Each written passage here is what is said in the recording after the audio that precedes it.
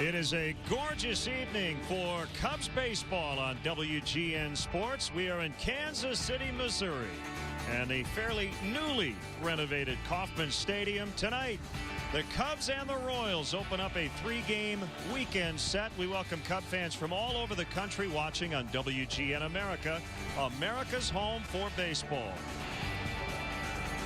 Hi again, everyone. Along with Bob Brenly, I'm Len Casper. The Cubs and the Royals matching up for the first time in 10 years in interleague play. And Bob, the Royals are struggling. They've lost 5 in a row. The Cubs' schedule lately has been very difficult. You'd like to think they can take advantage here this weekend. Absolutely. We knew the Cubs were going to have a tough run in the schedule, and we're going to take a look at it right here. The teams that they've played recently, all teams with plus 500 records, with the exception of the White Sox. Now, the good news for me, Len, is the ball club is playing much better baseball, just still lacking that timely hit. Both teams struggling on the mound, and the Cubs offensively right now being carried by their first baseman. Carlos Pena has homered in 3 straight. You know, then we talked about the early part of the season with the wind blowing in at Wrigley and the cold temperatures throughout baseball. Carlos Pena couldn't seem to find the seats in the month of April, but in May and June he has really picked it up, and he has been hitting the long ball with regularity recently. For the Kansas City Royals, they are the youngest team by far in baseball. But here are a couple of guys who've been here a while. Billy Butler and Alex Gordon. Gordon now playing the outfield, and they've been hot at home. Yeah, they play really well at home. I mean, they've hit well on the road as well. But these two guys have been the anchor of this Royals team and figure to be the anchors of this team into the future. And we'll see two of their top prospects in the lineup tonight, Eric Hosmer and Mike Moustakas. When we come back, we'll preview the pitching matchup. Couple of veterans on the mound. And again, Carlos Pena now in the top 10 in the NL in home runs as he comes in on a 3-game homer streak.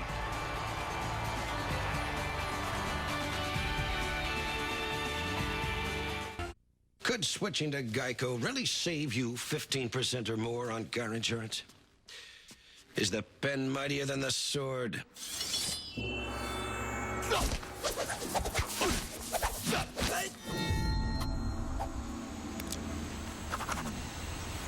No.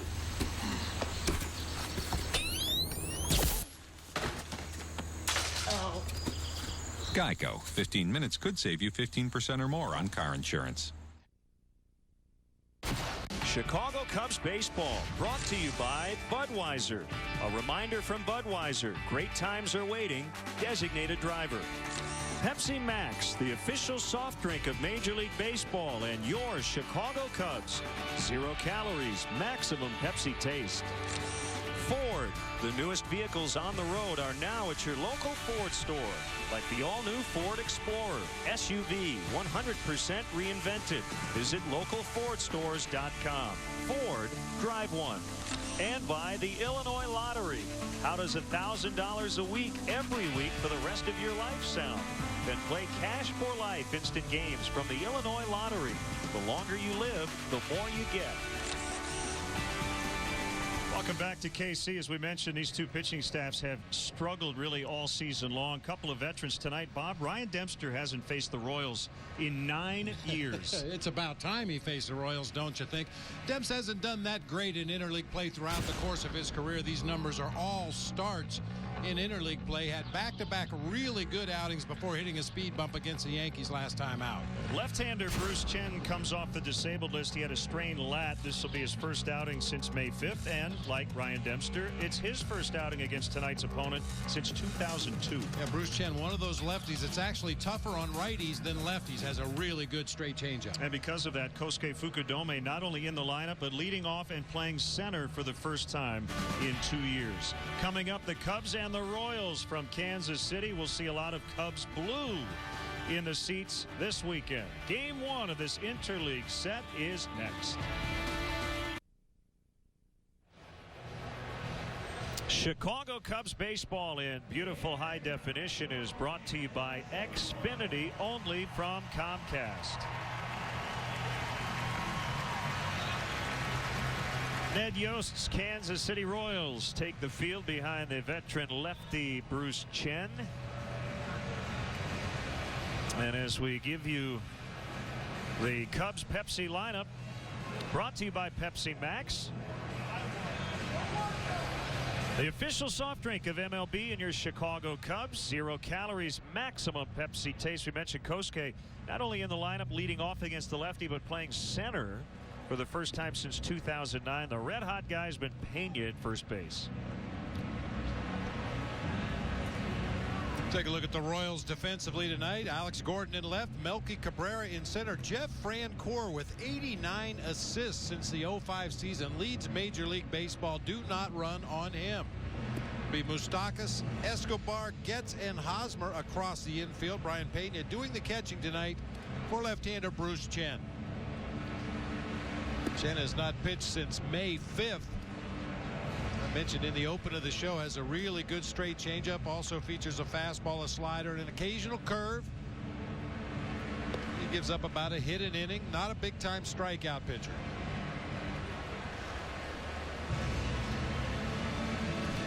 Jeff Kellogg, the Michigan native, the crew chief, will call the balls and strikes.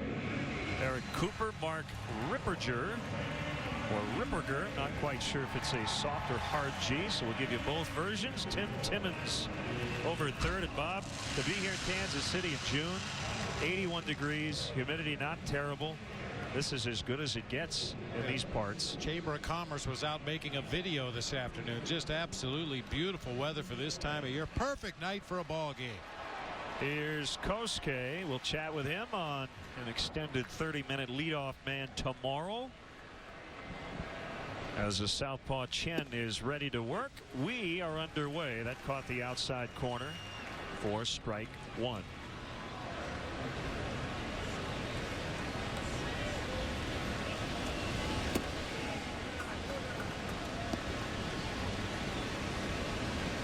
Chen just coming off the DL, missed a month and a half with a strained lat muscle. First outing since May 5th. And a lazy fly for Jeff Francoeur. One away. Not sure the last time you were in this ballpark, Bob. I was here in 2002, so it's been a while for me. I liked the stadium then, but a couple of years ago, the ballpark underwent $250 million in major renovations. They expanded the concourses. They really did a lot of work in the outfield. They preserved the trademark fountains in left center and right center. They've got a new high-definition scoreboard. They've got a Royals Hall of Fame beyond the seats and left. They really did a nice job. Here's a 1-0 to Starlin Castro and a base hit. That's the 100th hit of the season for Starlin Castro. Last time I was here, Len, it rained about 18 inches in an hour. It flooded both dugouts and up the tunnels into the clubhouse. Needless to say, we were rained out. Yeah, I would guess so. Not a worry tonight, though, for Starlin Castro. It just rains base hits when he's at the plate. Castro is the third Cub since 1999 to get to 100 hits by the end of June, joining Derek Lee and Eric Young. Ramirez way out front. And he rips it foul. Again, it's been a while for Chen against the Cubs. So it's been a while for Aramis Ramirez against Bruce Chen, but he's 6 for 10 against him with 3 doubles.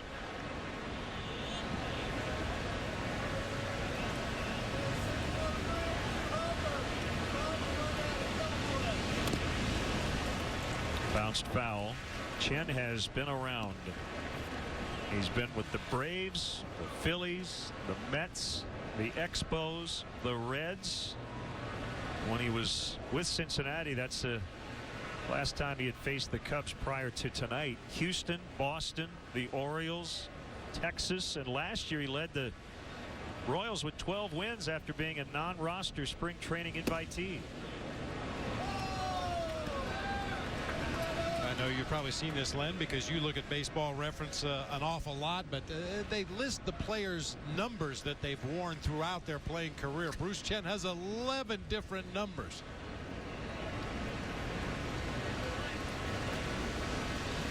The 1-2 just missed the outside corner. See that fastball in the mid-80s, 84 to 86 here in the early going.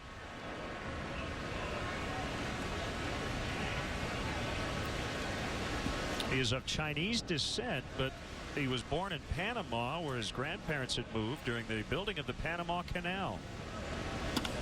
And another base hit. Similar spot to Castro's single. Back-to-back hits with one out. That'll bring up the DH Jeff Baker.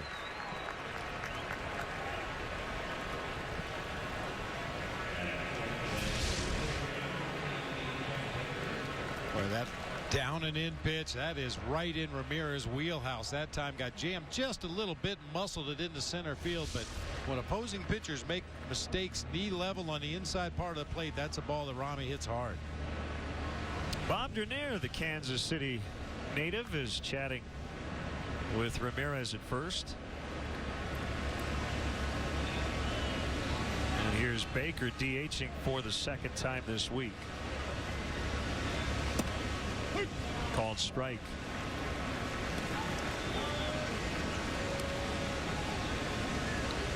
I would assume Bobby gets to sleep in his own bed for 3 nights, which is always a rarity on the road in the big leagues. And he had a chance to get to town and help celebrate his granddaughter's birthday today. That's always an unexpected treat, as much as we travel over the course of a season, to have a family birthday coincide with a trip to town. Good for Bobby. 2 quick ones on Baker. And the veteran battery, even though this Royals team is very young, as Castro takes off for third, the pitch is low and he's out. I don't know if he did that on his own or not. Ramirez was not running, and Castro caught for the first time this year. Ryan Pena nails him. No jump whatsoever that time by Starlin Castro. That's just a fundamental mistake. We talk about stealing third. You have to have some momentum going toward the bag. You can't just go from a standing start, especially with a short lead. Driven to deep right. Francoeur back on the warning track, off his glove. Ramirez coming around third. Baker on his way to third. It's a triple, and Francoeur might be hurt. I think he really rammed his shoulder into that out-of-town board in deep right field. The Cubs lead 1-0.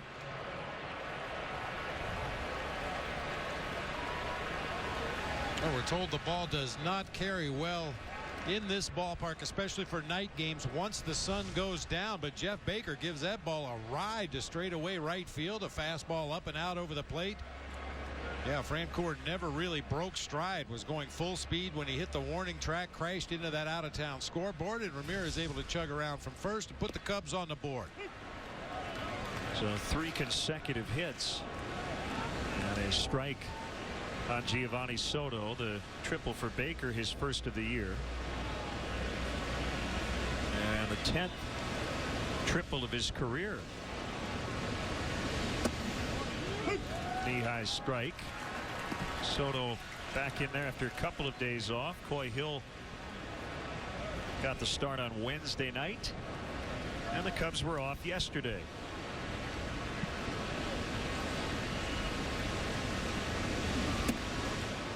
Curveball missed.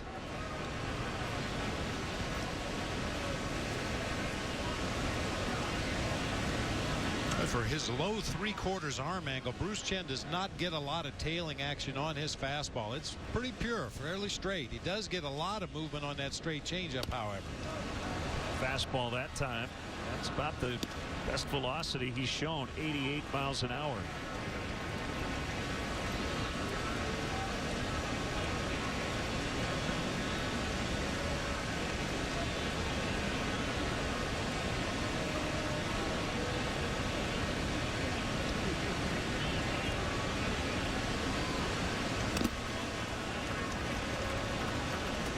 Still alive at 1-2.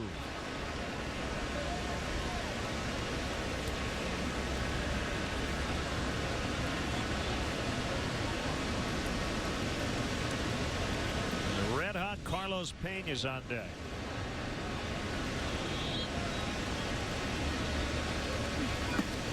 Swing and a miss. He got him on a changeup.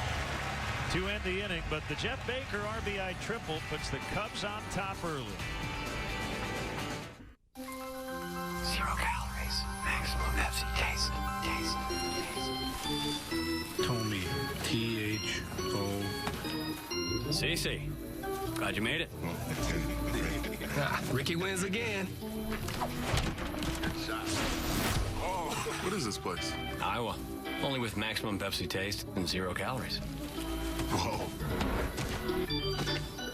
I love it when he does that. Pepsi Max, the official soft drink of Major League Baseball. Now the Kansas City Royals starting lineup. Switch hitting Melky Cabrera will lead it off. Eric Hosmer, one of their top prospects. Billy Butler, the DH. Alex Gordon is in left. Jeff Brancourt in right. Mike Moustakas manning third tonight. Brian Pena, switch hitting catcher, working on a 7-gamer. Alcides Escobar, the former Brewer, in a hot stretch. And Chris Getz plays second. Let's check out how the Cubs take the field defensively tonight. Behind Ryan Dempster, brought to you by Pepsi Max, the official soft drink of Major League Baseball and your Chicago Cubs. 0 calories, maximum Pepsi taste. Soriano in left, Montañez in right. Kosuke Fukudome with his first start in center field since September 30th of 2009. Ramirez, Castro, LeMahieu, and Pena across the infield, third to first. Giovanni Soto doing the catching tonight for right-hander Ryan Dempster. Mentioned his speed bump last time out against the New York Yankees following 2 really good starts. He gave up 8 hits and 6 walks in 5 1/3. With all that traffic on the bases, it's a miracle he only gave up 3 runs. Royals rank 6th in the AL in runs. They lead the majors in stolen bases. They have 75 on the year, and when they run, they're usually successful. Very good percentage. Cabrera pops up, and Castro makes a grab. We are reachable via email as always. LennonBob@Tribune.com. You can follow us on Facebook and Twitter as well.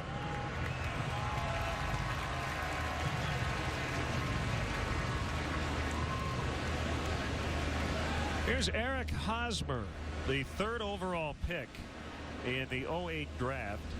He's the Royals' #1 prospect according to Baseball America. And he will not turn 22 until after the season. He was brought up from AAA on May 6th. Swing and a miss on a fastball, 1-1. Bob, in spring training, he hit a grand slam off Cubs lefty John Gobb that I think is still flying somewhere around the Surprise, Arizona area. I mean, he crushed it. Well, the area is thin down there in Arizona, so figures it would carry for 3 months.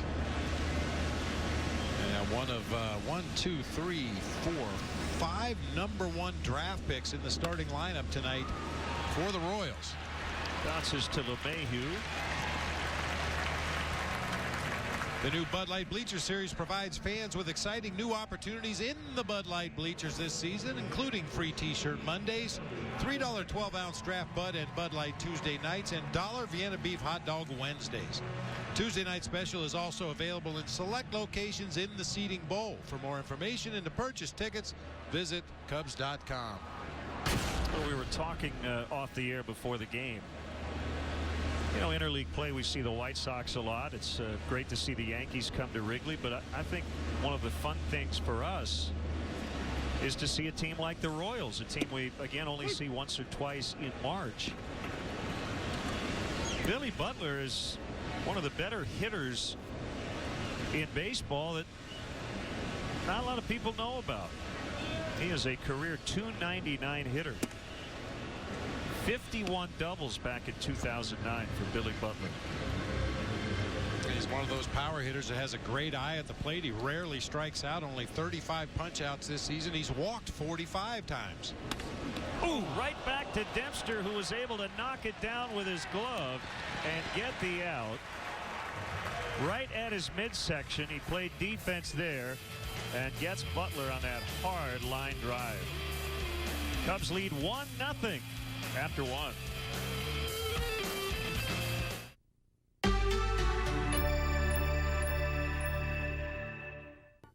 Hey, Cub fans, if you want to manage the game along with Mike Quaddy, log on to WGNTV.com right now and click on the WGN Sports Game Zone banner to connect to all the up-to-the-minute stats and information while you're watching at home. Game Zone is sponsored by The Great Escape, pools, patio sets, play sets, hot tubs, and more. Take a breath. Yeah. Whew. Chen against Carlos Pena, who takes a strike. Homered in all 3 games on the south side. It's the 5th consecutive season in which Pena has homered in at least 3 consecutive games. He did it 6 in a row with Tampa Bay last year.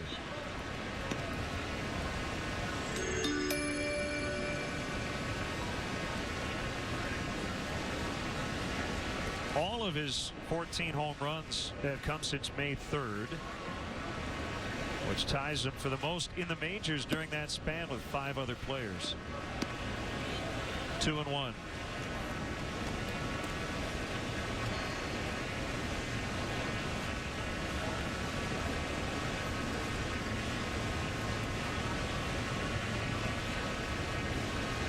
Here it is, swing and a miss. You hear about max effort guys. I think Bruce Chen is the opposite. He's got a very smooth, very relaxed delivery. It's almost like he pushed that ball to the plate.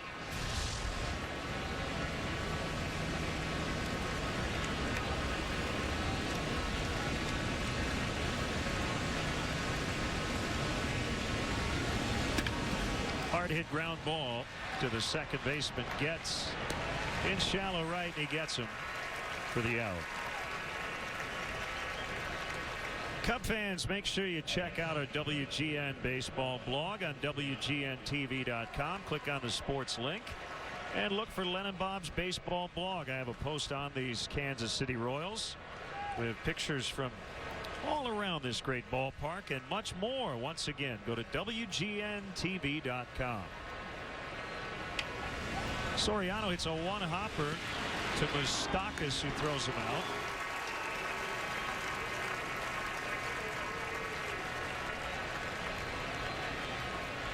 May have heard some of the Royals fans in the background. Moose. He's another guy that's got a good name for a baseball career, because at some point he will be booed, but he can just make believe people are calling his name.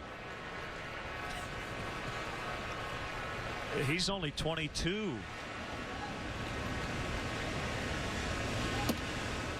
I think it was Cub fans saying Lou because they knew Mr. Montañez was coming up next. That's it. Good spin.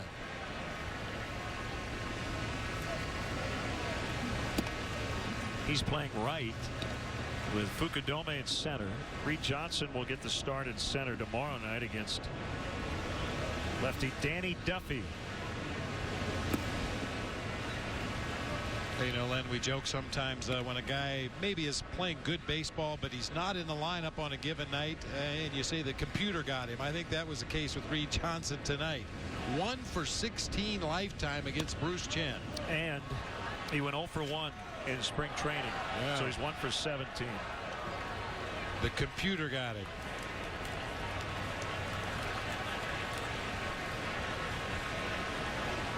You know, Reed will be ready for a pinch hit appearance or a double switch or defensive replacement late. He's always ready.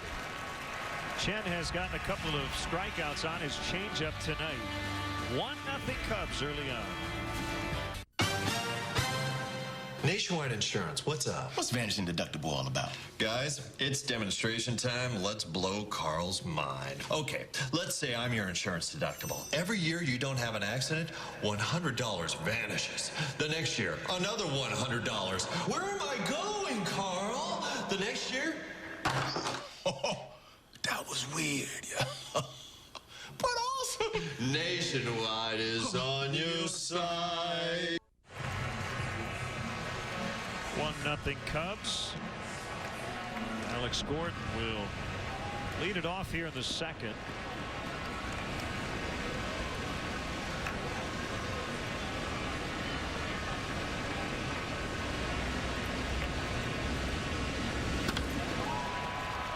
And that's a base hit in front of Lou Montañez. While we have a quick moment here, let's take a look at our Xfinity high definition shot of the game. This is why you don't put ketchup on a hot dog. Oh, bam.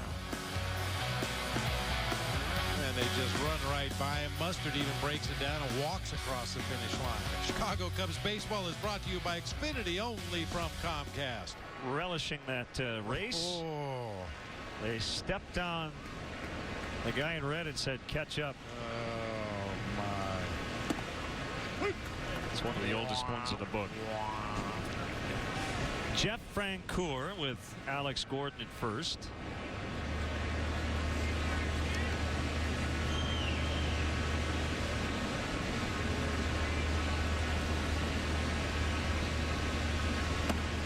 Right down the middle on a fastball. Francoeur 5 for his last 42.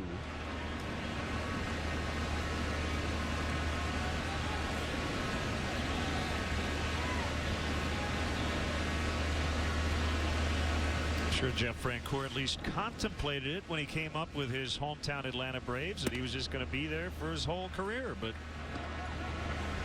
that's more the exception than the rule these days. These guys tend to move around. He's since been a Met, a Ranger, and now a Royal.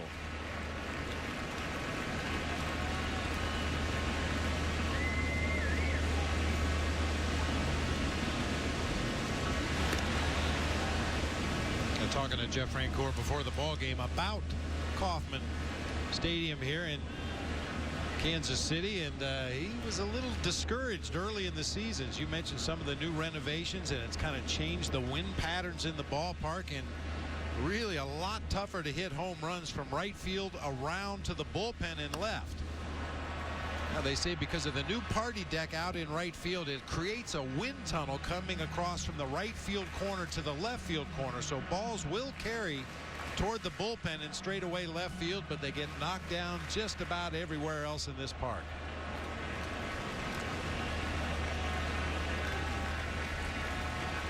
This place was called Royals Stadium. It opened in 1973. Another 1-2, and he got Francoeur to chase.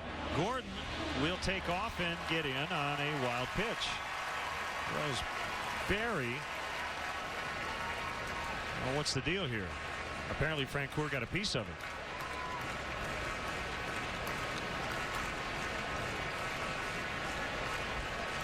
Yeah, they're very aggressive on the bases. That ball didn't get far away from Soto, but Francoeur apparently just ticked it.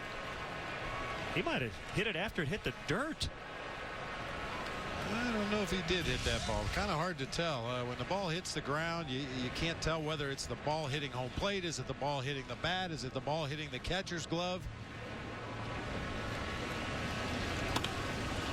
Up in the air to left. This works out well for the Cubs. This is actually a better result. Well, you better not snooze at all on a routine fly ball against this ball club.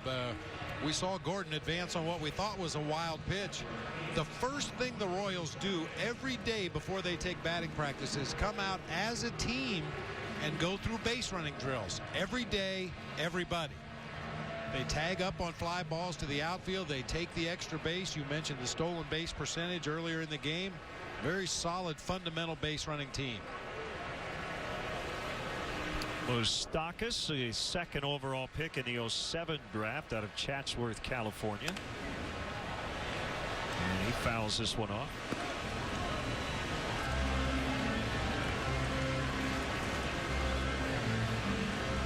There's Ned Yost, second major league job as a manager. He was with Milwaukee for a while, former big league catcher. This is his first full season with Kansas City. He replaced Trey Hillman in May of last year. That's punched out into center for a base hit. Gordon's going to stop at second.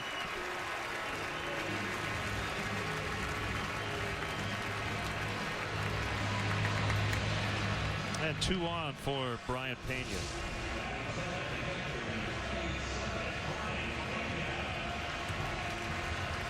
Kosuke looked like he realized he could not get to that little soft line drive, but he shortened up as if he was going to catch the ball in the air, hoping to slow Alex Gordon down and make sure he didn't go first to third.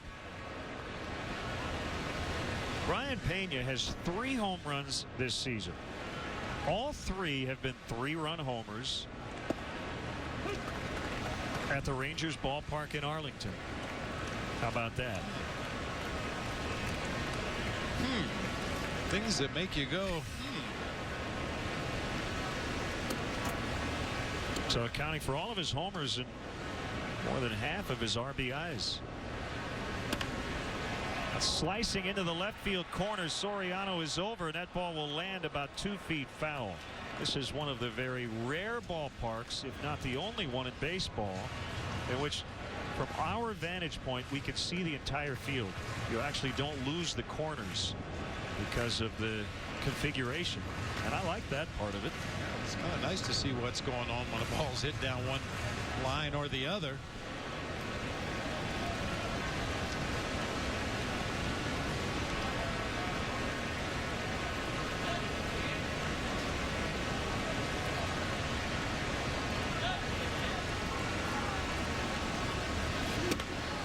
Outside. 1-2 the count. Escobar is on deck. You get near the bottom of the order, normally there's a bit of a breather, but not the case right now. Pena hitting .326 over his last 13.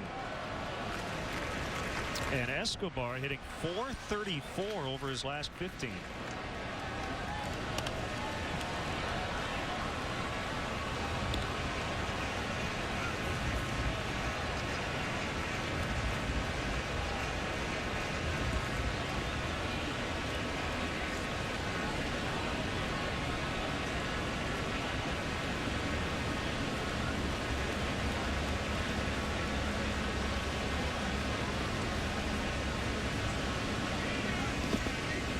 Good block. And Gordon still gets in. Boy, Gio had that ball right near him, and it was rolling toward third base, and Alex Gordon still got in safely.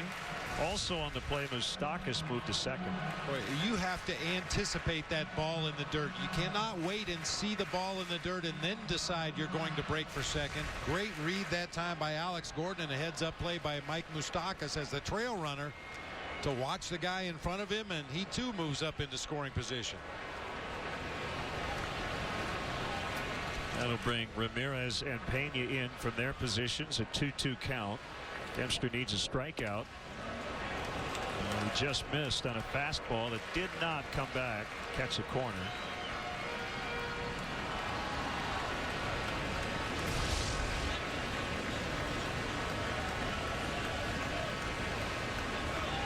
Sounded good when it hit Gio's glove, but well off the plate away.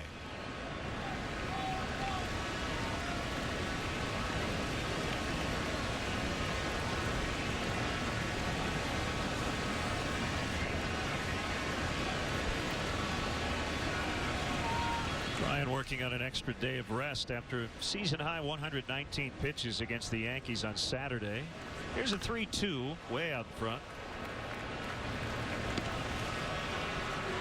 Royals honoring the late Paul Splittorff, winningest pitcher in Royals history, passed away earlier this season due to complications from melanoma. Longtime broadcaster, very popular guy here in Kansas City.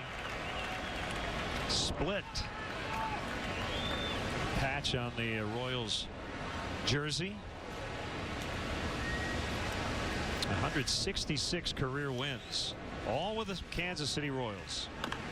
Another foul.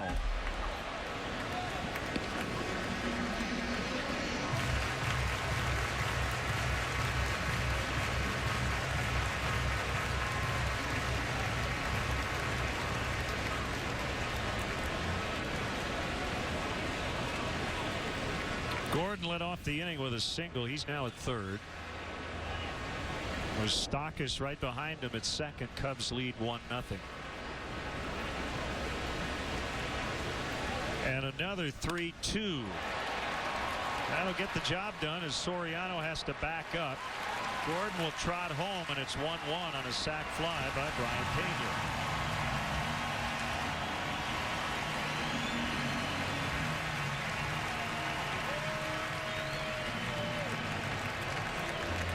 credit that aggressive base running for that RBI by Brian Pena. Watch the Cubs take on the Giants this coming Tuesday, June 28th at 7:05 at Wrigley Field. Be sure to arrive early. The first 10,000 fans get a Cubs drawstring bag. Compliments of Invesco. For more info and to purchase tickets, visit Cubs.com. That'll be game 2 of a makeup day-night doubleheader. Game 1 will be right here on WGN. 1 o'clock for the leadoff man. Alcides Escobar, who came over in the Zach Greinke deal from Milwaukee, takes ball 1. He has been getting rave reviews for his defense.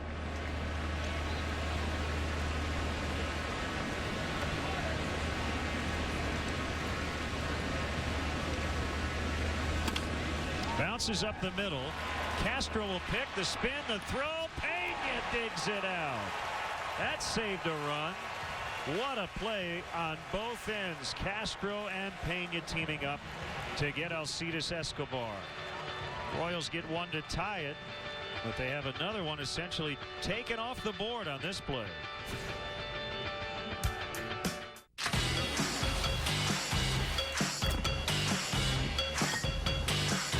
When you're looking for a twist, crack open a Bud Light line. It's a fraction of the whole, but it's hard to control. The great taste of Bud Light with a twist. Bud Light Lime. All the refreshment of Bud Light with a splash of 100% natural lime flavor. Bud Light Lime. It's Bud Light with a twist. Saturday on WGN America, the Cubs look to put a little hustle and bustle into this road trip. Saturday at 6:30 on WGN America. Alex scored. Nice piece of base running, advancing on a wild pitch and scoring on a sac fly by Brian Pena. That ties it up at 1 apiece, and great to see former Cub Cy Young Award winner Rick Sutcliffe. Lives in Kansas City, stopping by with a bunch of his buddies. That looks like trouble. There's DJ LeMahieu playing second and batting 9th, and he looks at a strike.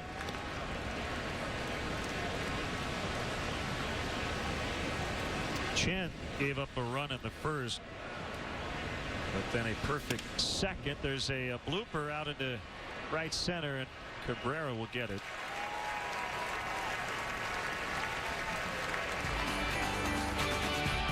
Chicago Cubs baseball on WGN TV is sponsored in part by Mega Millions and now Powerball from the Illinois Lottery. Tonight's Mega Millions jackpot is $76 million, while Saturday's Powerball jackpot $63 million. Here comes Fukudome for the second time. He flied to right to start the game. Most of the field now is in the shade. There's still a little sun out in left center, but that's it. Yeah, not much on the field, but those poor people sitting behind the bullpen in right field are looking right into the afternoon sun. Bunted foul by Kosuke.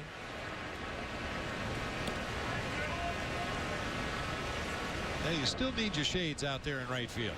The one thing you can do in this ballpark that is different after the renovations, right above the first level, you can walk all the way around the ballpark 360 degrees without anybody stopping you. Called strike 3 for the second out. So you know what, Bob, I think before game 2 or 3 I'm going to take a little walk to the outfield. Take a lap. Huh? Yeah. We might not be here for another 9, 10, 12 years. It does offer a different perspective. I'm sure Cub fans are well aware of that. If you've sat in different sections at Wrigley Field, how it kind of alters your view of the game. Different things catch your attention depending on where you're sitting in the ballpark.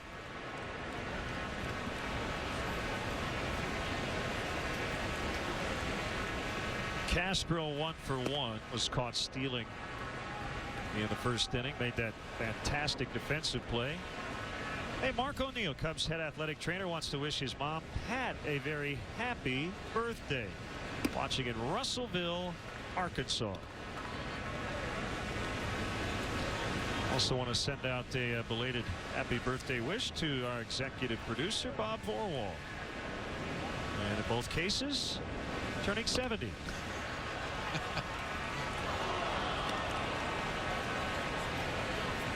Said to Mark, I said, "You sure your mom wants me to give away her age?" He said, "Oh yeah." So, happy birthday, a milestone birthday. Are you sure Bob Borwald wanted you to give away his age? No, I'm not sure, but too late. Popped into right. This is Francoeur. And Chen has sent down the last 7 in a row. There are two truths when it comes to baseball and car insurance. Just think 15. In baseball, it takes 15 outs to get to the middle of the 3rd inning. And in car insurance, you could save 15% or more by switching to Geico all summer long, whether it's baseball on WGN America or car insurance from Geico. The number 15 is all you need to know. Could switching to Geico really save you 15% or more on car insurance? Do woodchucks chuck wood?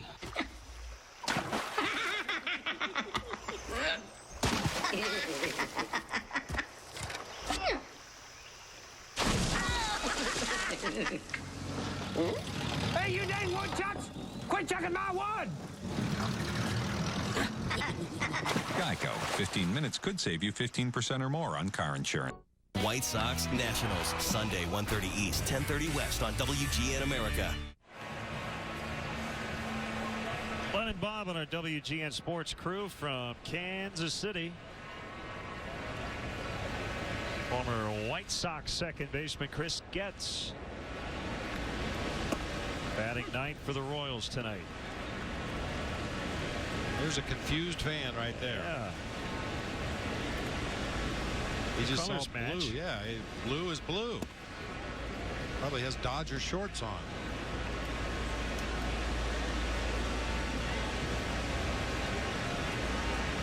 He'll be happy either way tonight. Gets bunts. I thought that ball came back and hit his bat, but apparently not. Kind of a weird bounce. It'll be a bunt single for Chris Getz.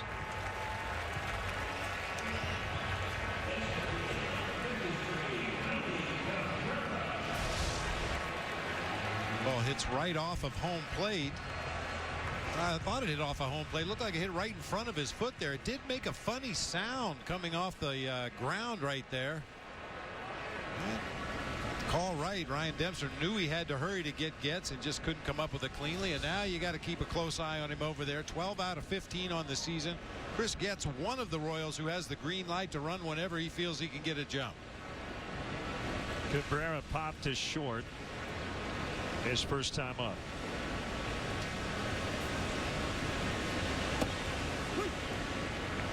'86 hits. That puts him in the top 6 in the AL.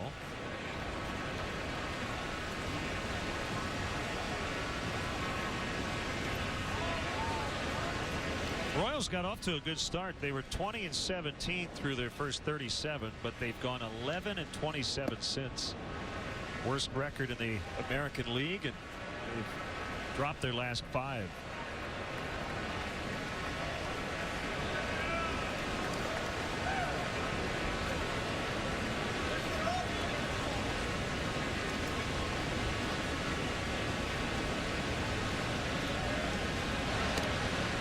Just got swept by the Arizona Diamondbacks.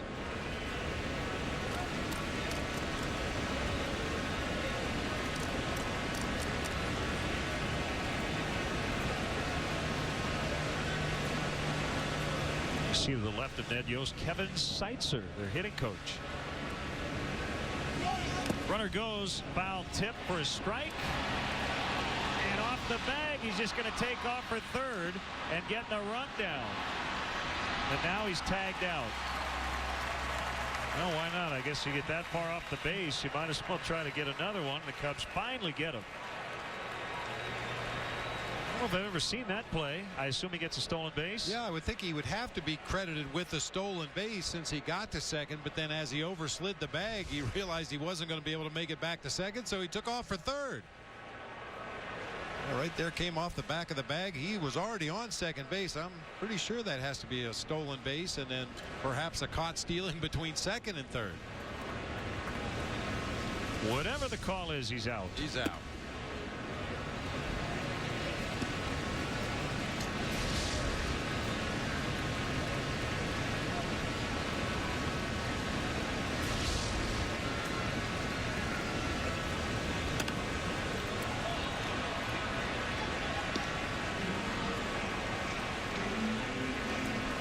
would like to say that we've seen it all. But in this game, you never have. No. You just see a little twist on a play that makes you think to yourself, have I ever seen that before? I can't say I have. That's fair. Into the right field corner for Cabrera. Montañez will pick it up cleanly, and it's a double. Essentially, he takes over for Getz at second.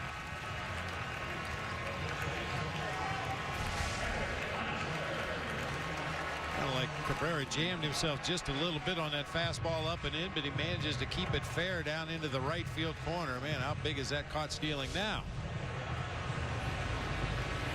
I think, Bob, it's a caught stealing. I don't think any steal is credited. That seems odd.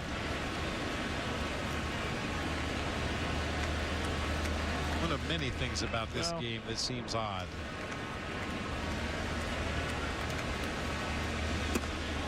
I guess the thought is you've got to be safe to get a stolen base. He never was really safe because the play didn't end. So it goes 2-6-5-6.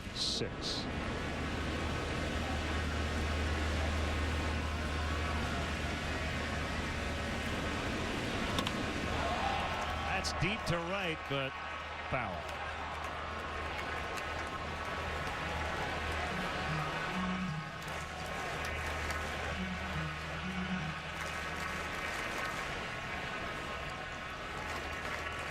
And actually it goes caught stealing second base, not third. Well, now that's really odd.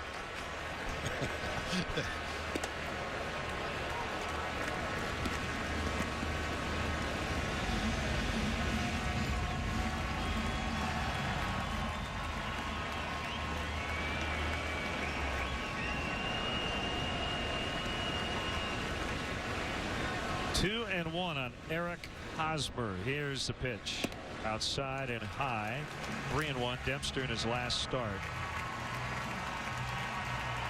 Walked a season high 6. Certainly led to that bloated pitch count.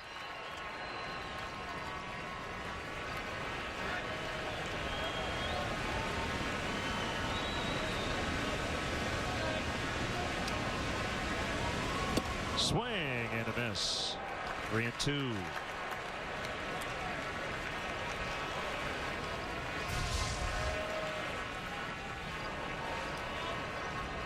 I have to assume that's a splitter right in the middle of the zone. Will serve the purpose as a really good changeup with some downward movement.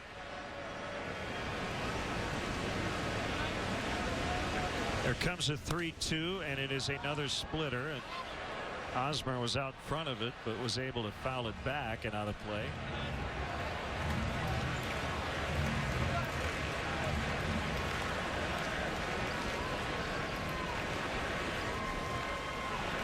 You notice a trend here. A lot of the Royals players have the same looking beard. Must be part of the dress code. Swing and a miss. He comes back with a fastball to get him.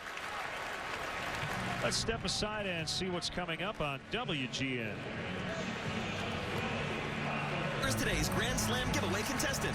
All season long, if the Cubs or White Sox hit a Grand Slam in the 5th inning, one lucky viewer will win a chance to receive $5,000. Go to WGNAmerica.com to enter today.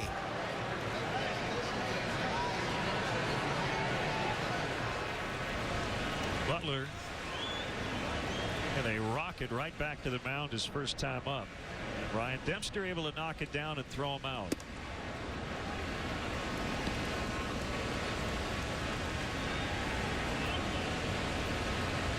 You know, Bob, I would think this would be a kind of a strange time for a guy like Butler and Alex Gordon and Jeff Francoeur. I think part of their job description now is to help nurture these young players around them, Moustakas and Hosmer, et cetera, et cetera. But I think they'd all like to be around when the Royals are back in contention, but there's no guarantee of that.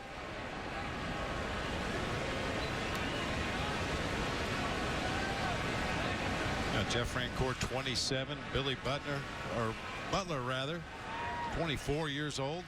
And they're the crafty veterans of this team. Just based on playing time and big league experience. But with this tiny market in terms of other major league markets,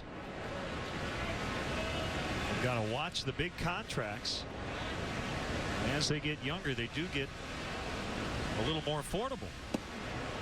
And as guys like Butler and Francoeur get older, they get less affordable, relatively speaking.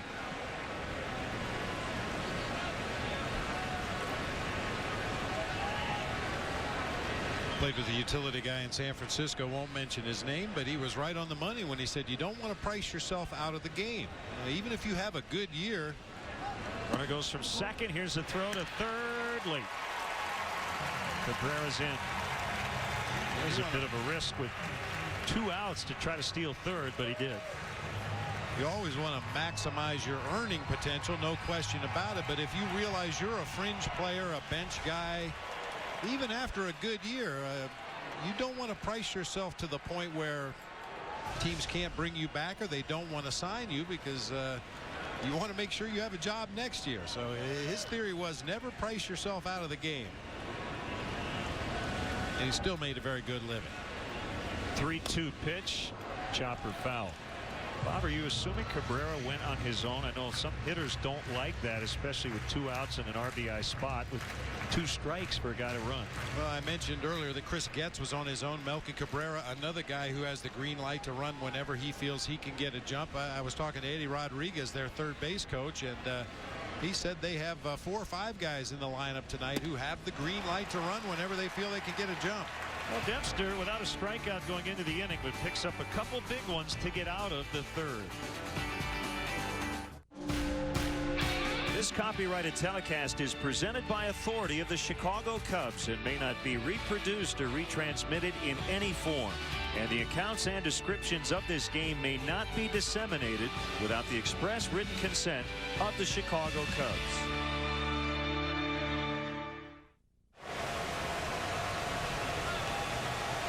1-1 as we get into the 4th inning. Nice crowd tonight. Should be sold out tomorrow night. Kevin Abier, longtime Royals right-hander, will be inducted into the Royals Hall of Fame. And some fireworks after the game tonight as Ramirez lines one foul.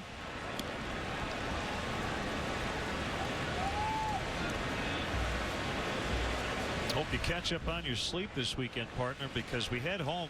The Cubs were supposed to be off Monday, but the Rockies will come in for a makeup game after an early season rainout. We mentioned the day-night doubleheader Tuesday, and the Cubs are not off again until the first day of the All-Star break.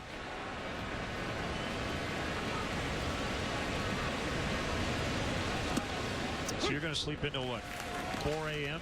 tomorrow? 4 tomorrow. 4:30 this morning, 4 tomorrow. Going to try to fish every lake in western Missouri, right? We're going to try, yeah. 1-2's hammered deep to center. Cabrera back on it, and it's off the top of the wall. Ramirez on his way to second. He'll slide in with a double. He just missed the home run. There's some padding and a little rail right above the padding around most of the outfield. It looked like that ball hit right in that area. It stayed in. Boy, once again, that low pitch, that one below the bottom of the strike zone. Ramirez golfs it out to left center field. Yeah, hit that big set of padding just below the small fence and able to slide in with a leadoff double. And we were told the ball just does not carry well in this park unless you get it right down that left field line. Baker tripled to right in the first inning, knocking Ramirez home with the first run.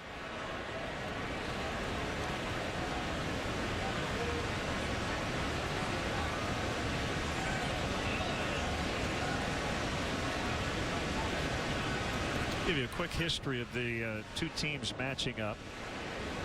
15 times prior to tonight, beginning in 1997. The Cubs are 9-6. They last hooked up in 2001 at Wrigley. Cubs are 3-3 all time here in Kansas City. Last time they were here, 2000.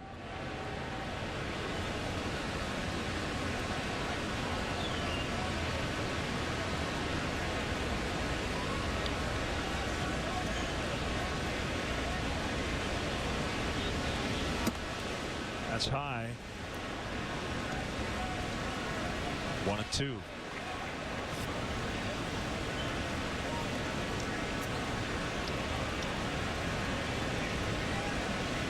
It's not often you ask your cleanup hitter to move a runner from second to third base, but Jeff Baker's not your prototypical cleanup hitter. Broke his bat as he hits a one bouncer to Moustakas.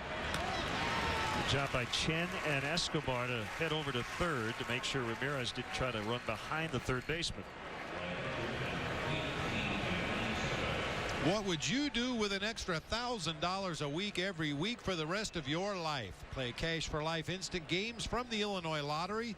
You keep living, we keep giving. $1,000 a week for life. The longer you live, the more you get. Gio struck out his first time. And a fastball rides high, ball one.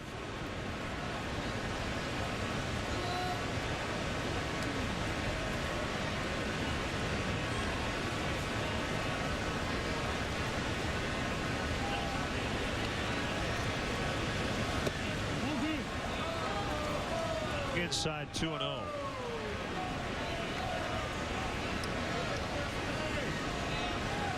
Carlos Zambrano will go for the Cubs tomorrow night against the aforementioned Danny Duffy, a lefty.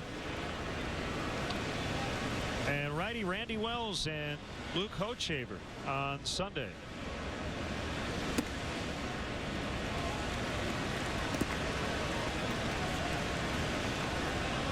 Duffy will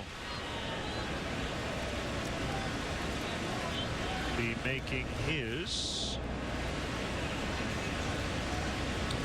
8th career start. Ball four.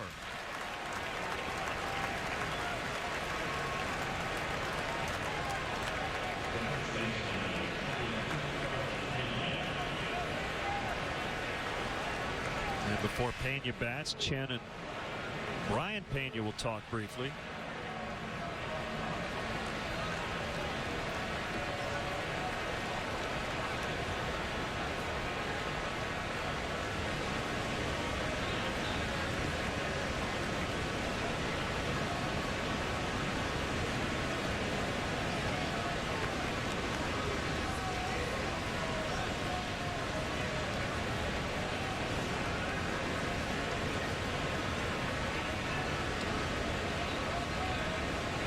Ramirez at second, Soto at first, and now Carlos asks for time.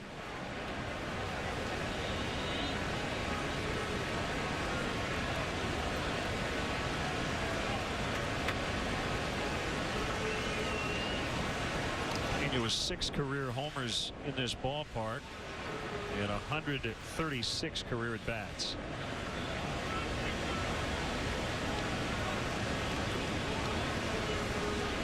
Take 3.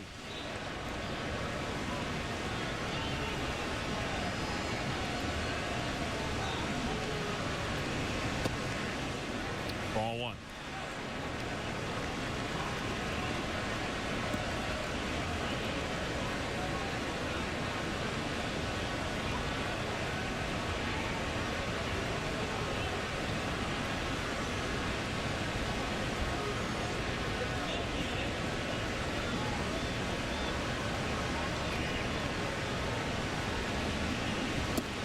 Swing and a miss on a slider.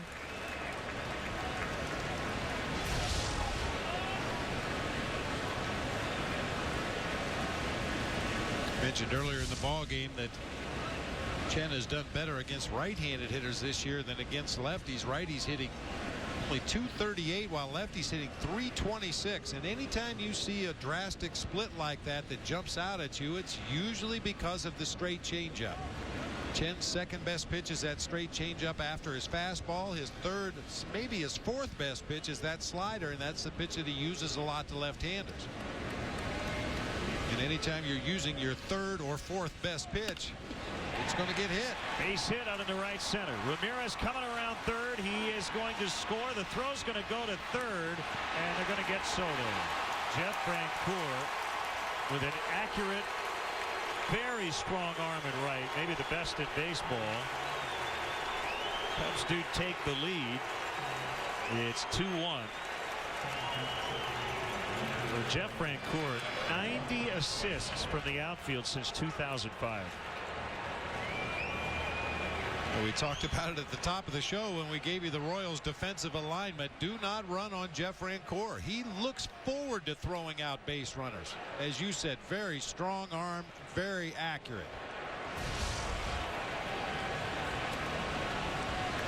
26 assists by the Royals outfield, the most in baseball. And ball one low on Alfonso Soriano.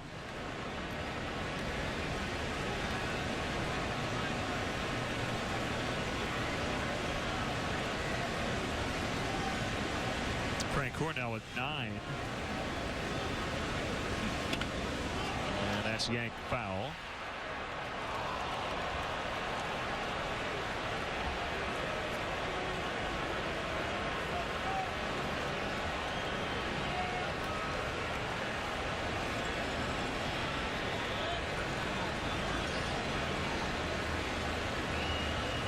Well, you said it the other night, Soriano on Wednesday night maybe had his best offensive game of the year, even though he didn't hit a home run. He walked twice, went 1 for 2, stole a base, his first of the year, scored a run. It looked like he was seeing the ball as good as we've ever seen Alfonso Soriano track pitches. Just wasn't chasing anything out of the strike zone.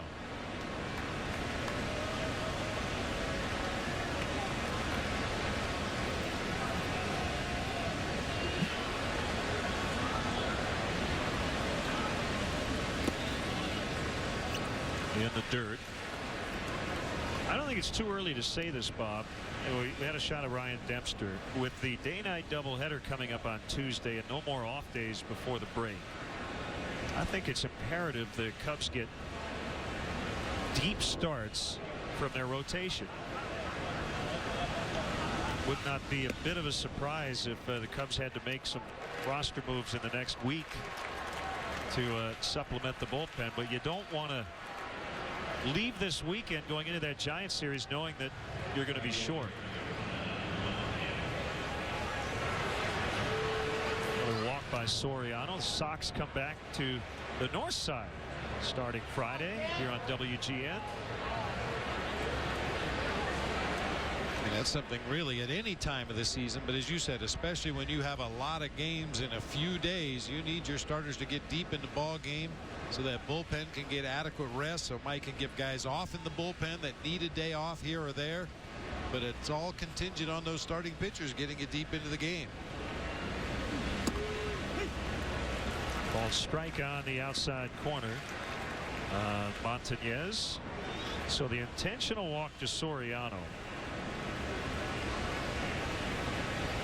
Chen going after Montañez instead. And a high deep drive. Alex Gordon going back on this one, and it's off the wall. Pena scores. Soriano coming around third. Escobar's throw to the plate. They got him. Apparently Pena blocked the plate and kept Soriano from getting in. So the Cubs in the inning, good and bad. They get 2 runs to take a 3-1 lead, but they had 2 guys thrown out, one at third, and this time at home.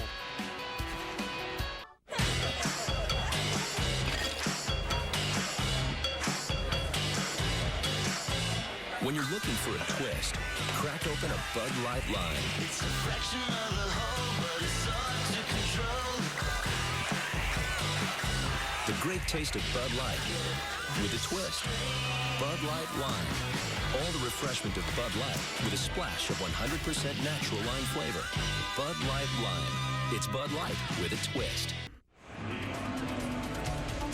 The 2011 Chicago Cubs on WGN are brought to you by Bud Light Lime. just the right taste of Bud Light with a refreshing splash of 100% natural lime flavor.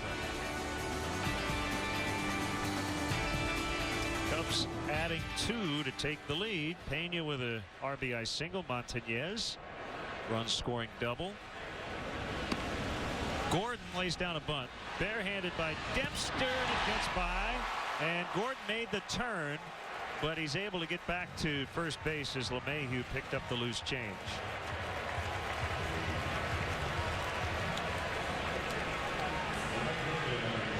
It looked like Ryan Dempster threw a palm ball to first base. Got on that bunt quickly, but if you see, just had it buried into the palm of his hand. Really came out funny. Carlos Pena loses his glove trying to keep that ball on the infield. And as you said, with that slight turn towards second base, Gordon was a live base runner, had to turn and slide back into first to make sure he wasn't tagged out.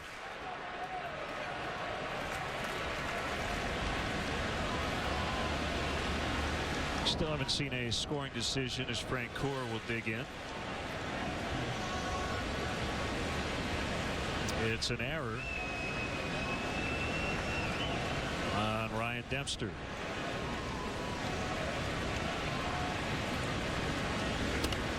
Fouled away by Francoeur.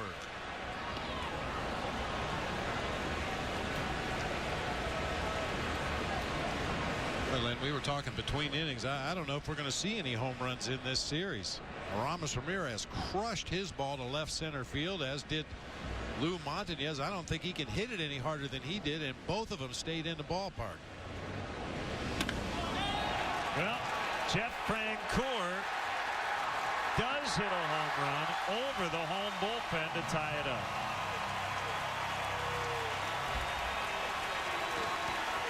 His 10th of the year, and it's 3-3. Well, they get those 2 runs right back.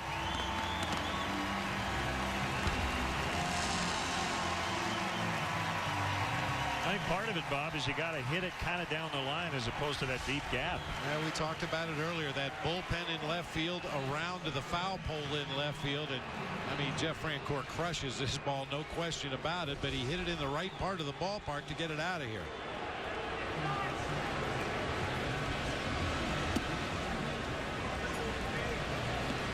For Francoeur, it's his first home run in just over a month.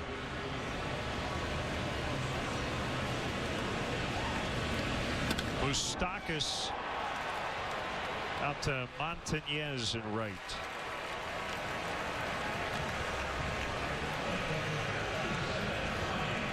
Well, you could argue that the difference in this ball game is the alert base running of the Kansas City Royals and the subpar base running today of the Cubs.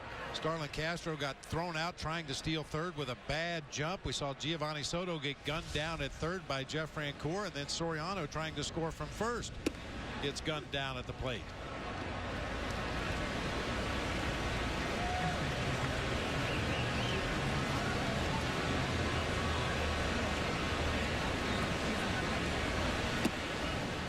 Pena with a sac fly in second.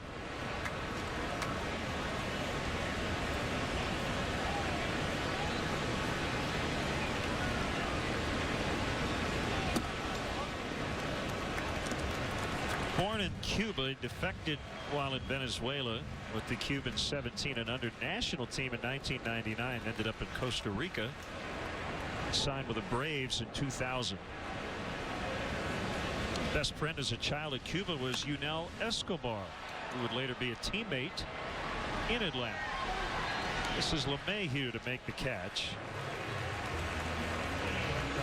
It's time for the Chevy Youth Baseball League of the Game. Tonight we want to recognize Shepherd Chevrolet for its support of Lake Bluff Youth Baseball. Shepherd Chevrolet and your Chicagoland and Northwest Indiana Chevy dealers are supporting leagues and young ball players in their communities through the Chevy Youth Baseball program. From the big leagues to the youth leagues, Chevy is truly the official vehicle of baseball.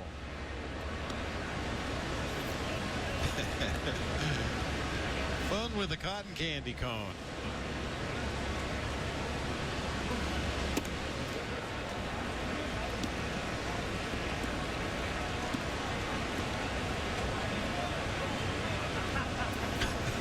Life was so simpler at that age.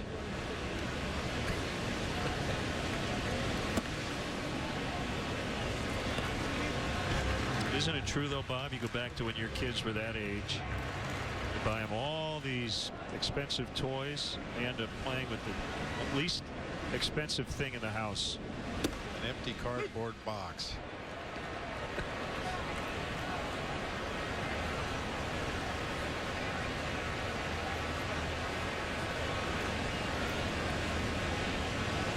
Three-one pitch. Going outside on a fastball, and Escobar draws the walk. Bring up Chris Getz. Home run ball has been a problem for Ryan Dempster at times this year. That's the 14th homer he's allowed.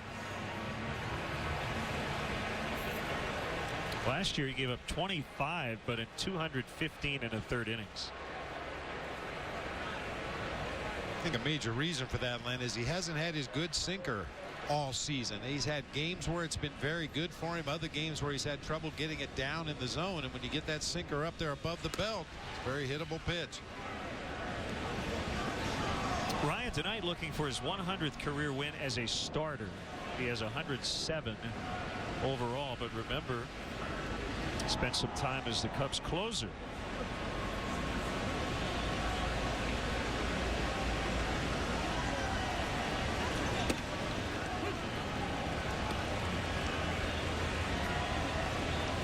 Interleague play all around baseball. The only non-interleague series. The Braves are in San Diego.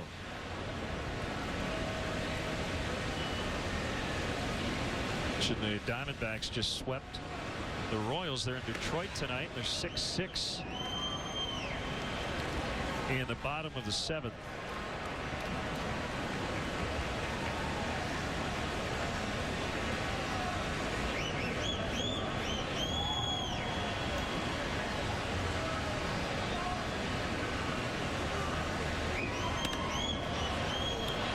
Out of play. Well, the big story in baseball, Jim Riggleman, the former Cubs manager, abruptly resigned after they pulled off another win yesterday. Their 11th in 12 games. He wanted some more job security, wanted his option for next year picked up. The Nationals said no, and so the bench coach John McLaren takes over on an interim basis there on the south side of Chicago tonight. Josh Hamilton with contact lenses during BP. Very interesting comments from him. As Getz with a base hit out into center, and Escobar will end up at third. So they rally here with 2 outs. Josh Hamilton says, you know, because he has blue eyes, and he says he's talked to a lot of different guys around baseball, that they have a tougher time seeing the ball during the daytime. And his splits this year are pretty drastic. 374. At night, hitting 122 during the daytime. He's trying to figure out better ways to see during the daytime. Interesting. Roy Oswalt back on the DL for the 2nd time due to back issues this season. And Bob, we don't start rumors, but we spread them. Word is possibly Davey Johnson could be in the mix with the Washington Nationals.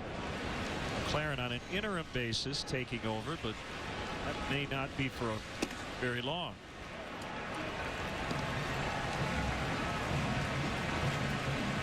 Well, in more Major League Baseball news, if the Twins haven't had enough bad luck already this year, Justin Morneau is going to have neck surgery and miss at least 6 weeks. And he was already on the DL with a wrist injury. Here's Cabrera. 2 balls, no strikes. 2 outs in the inning, but I want to get your quick thoughts on Jim Riggleman. Just reading a lot of the comments, a lot of baseball people feel, as well respected as he is, that he made a mistake in abruptly quitting. I would tend to agree with that. I mean, we certainly don't know what was going on behind the scenes, what was said or done between the front office of the Washington Nationals and Jim Riggleman, but Cabrera with a base hit, and the Royals have the lead. It's 4-3. Well, Francoeur hit the homer with nobody out. Dempster then got the next two guys, but he walked the number 8 hitter. And then 2 batters later, Melky Cabrera makes it 4-3. Well, it's just a nice piece of hitting, taking a pitch away from him to the opposite field, just over the head of Aramis Ramirez at third base. So Mark Riggins is out to the mound.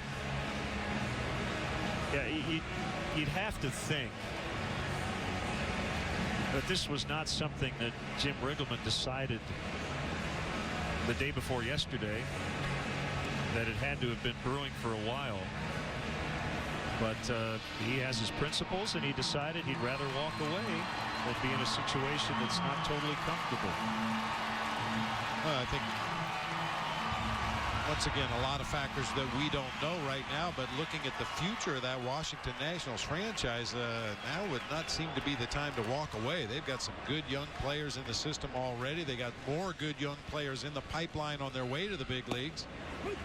Well, I would say this, you and I are huge fans of Jim, and we hope he's back in uniform sometime soon, and hopefully gets another chance to manage as well. He's a good guy, and it's too bad it worked out the way it did. Swing and a miss. 0-2 on Eric Hosmer, the 8th Royal to bat here in this inning.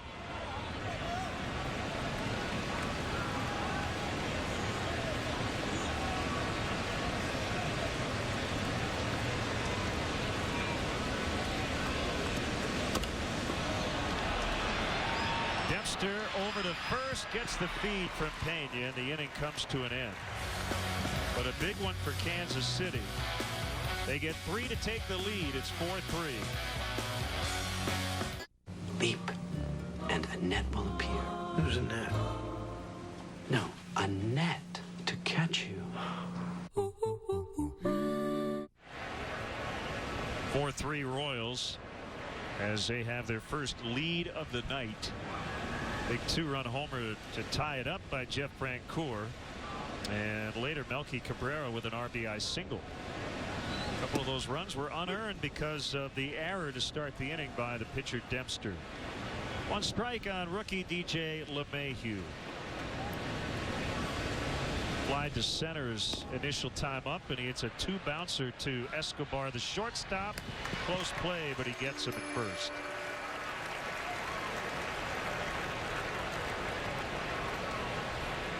Hey, Chicagoland viewers, how would you like to win 5 $5 footlongs from Subway? Just be the 500th texter to text Subway to 97999. Go to WGNTV.com for complete info and rules.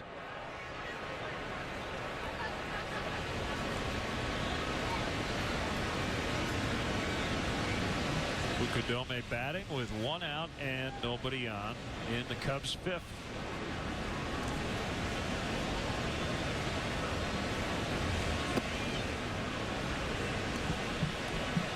Playing center tonight, but Reed Johnson will be out there tomorrow night.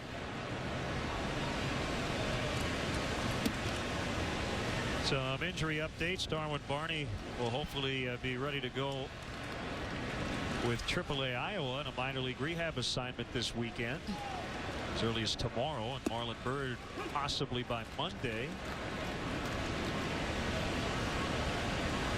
as they get closer to returning. Barney's going to be back a lot sooner than Byrd with the big league team. Oh, what a play by Moustakas on that 1-hop screamer off the bat of Fukudome.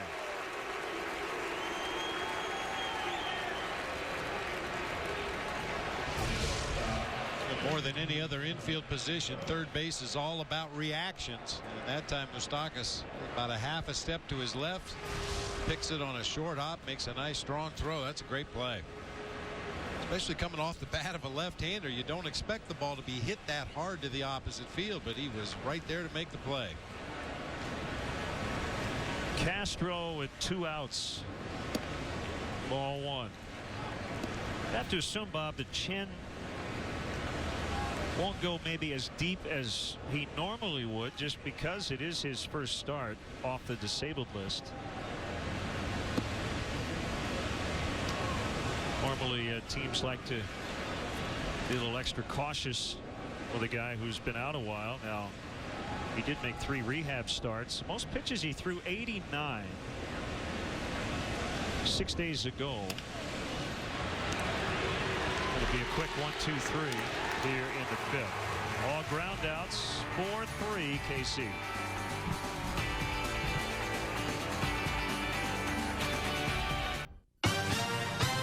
Nationwide Insurance, talk to me. Should I bundle all my policies with Nationwide Insurance? Watch this. On one hand, you have your home insurance with one company, and on another hand, you have your auto with another. And on another hand, you have your life with another. But when you bundle them all together with Nationwide Insurance, they all work together perfectly, and you could save 25%. Wow. On the wrist. Nationwide is on your side. By becoming a member of the Cubs Club, the official fan club of the Chicago Cubs. This year's Cubs Club features a new bleacher crew tier and an improved marquee tier. Members will enjoy exclusive perks, experiences, and merchandise throughout the 2011 season. Never been a better time to join, rejoin, or give a fellow Cub fan the gift of a Cubs Club membership. To join today, visit Cubs.com.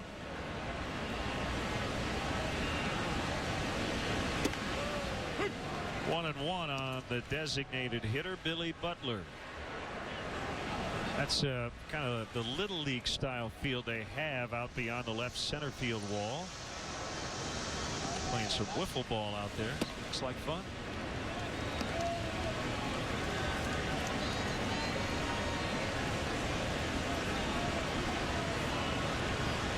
Kids need to make like Carlos Pena and hold up their hand and ask for timeout. That guy was rapid firing that BP in there. Out in the left center. First hit of the night for Butler as Kosuke will backhand Butler to second. They're going to get him by a mile.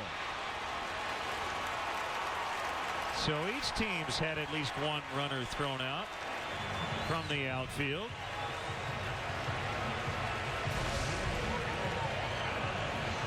Slough floater out there in the left center. Kosuke Fukudome is a good defender wherever you put him in the outfield. That's not an easy throw to run hard to your right the way he did, make a backhanded play, stop your momentum, and then make an accurate throw back to second base, but he was able to do it and gun down Billy Butler at second. I think the bigger story, Lynn, is how aggressive the Royals are going to be in this 3-game series against the Cubs defense. Every time they've had an opportunity to attempt to take an extra base, they've done it. Gordon has scored twice as he whiffs on a split.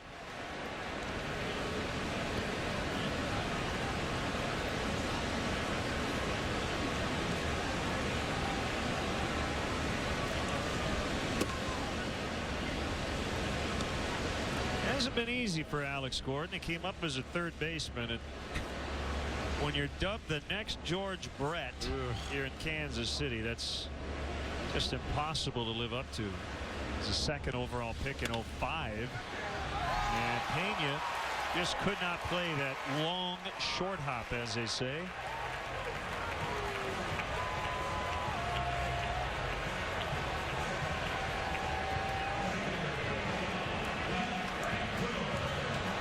Could you ever live up to that? That's not fair to any ball player. I don't care if you end up having a career that surpasses George Brett. What he did in his career and what he did in this city, that's not fair to any young player to have that hung on your back coming out of the minor leagues. George Brett went into the Hall of Fame in 1999. He was on all but 9 ballots. Let's take a look at our BMW Ultimate Drive of the ball game. Back in the 4th, Ryan Dempster with a sinker on the inside part of the plate. Jeff Rancourt with his 10th home run. The 2 RBI giving 45 on the season. Brought to you by your Chicagoland and Northwest Indiana BMW dealers. BMW, the ultimate driving machine. Bob, put yourself in Giovanni Soto's shoes for this series. Going back to when you faced the Cardinals and teams like that, knowing that on almost every pitch with a runner on base, there's a chance somebody's going to run. Does that make you a little jittery back there? Well, it shouldn't make you jittery. Most catchers look forward to the challenge. What you need to do is make sure your starting pitcher and anybody that trots in out of that bullpen is aware of how aggressive that the Royals are going to be on the bases. There's only so much you can do as a catcher. Obviously, if you make a strong throw to second base, that's going to help issues. But if your pitcher doesn't give you a chance by altering his delivery to home plate, throwing over to first base, hold the ball on one pitch, quick pitch on the next, you really don't have much of a chance as a catcher. You really need your pitcher to help you out. It's a team effort. I mean, every time Gordon's been on, and I'd say almost all of the Royals players, they look like they want to run. Have a very aggressive posture, so to speak, when they take their lead. We saw Melky Cabrera steal third with 2 outs in the 3rd inning.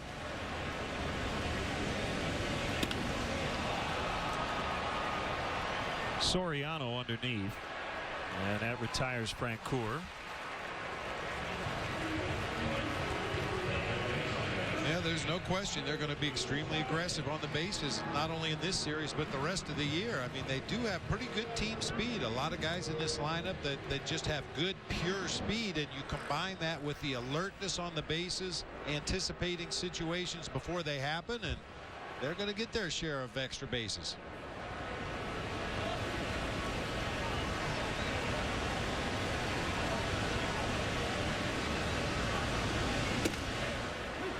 Moustakas takes a slider for a strike.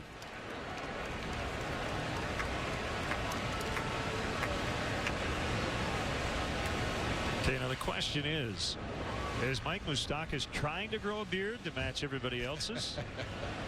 And he just can't?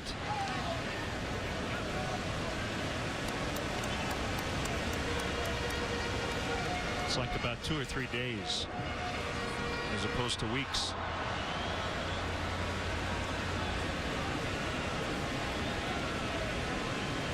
If Kansas City is one of those towns where I feel like growing a beard in the summer.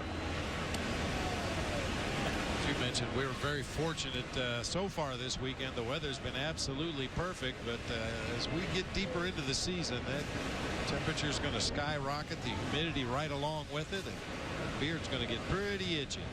Now, Moustakas has only been here 2 weeks, so that might be the 2-week beard for him.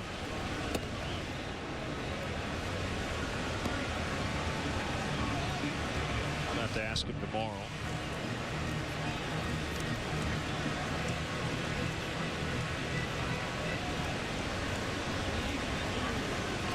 Doug Sisson, the first base coach.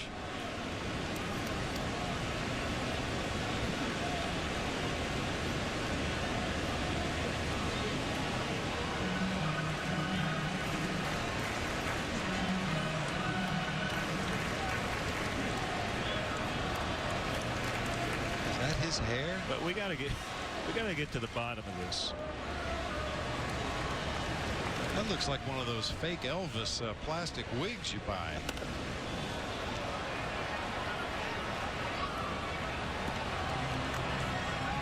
Can you sense the jealousy in my voice? Yes, I can. You think a 22-year-old has a toupee on? I think you're mistaken. Oh. It's wishful thinking.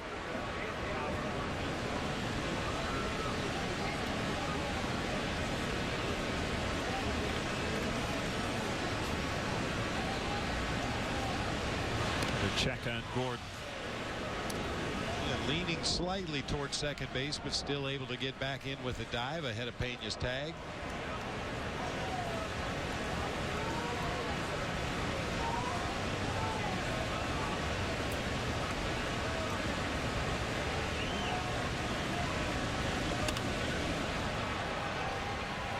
Long run for Soriano, and he won't get there.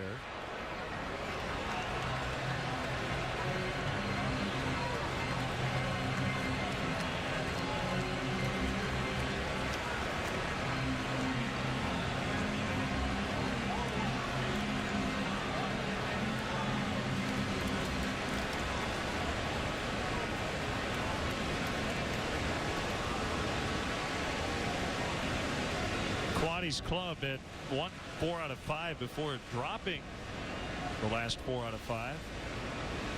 of slowing down that momentum created to start that last homestand.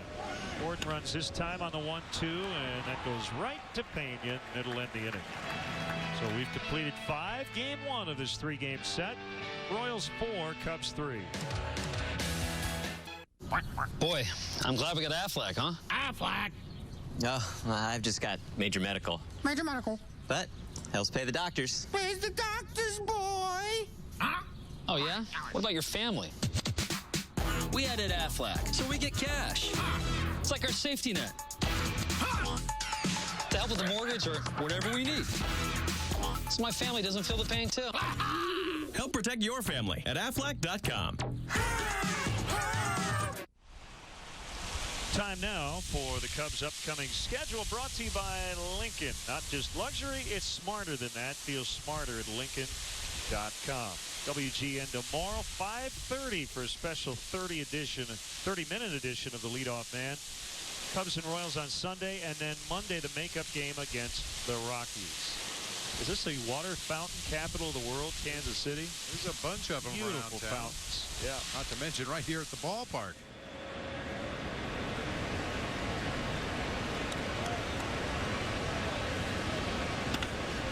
Fair ball. Aramis Ramirez leading off the 6th with his 3rd hit. He better hurry. Out. Wow.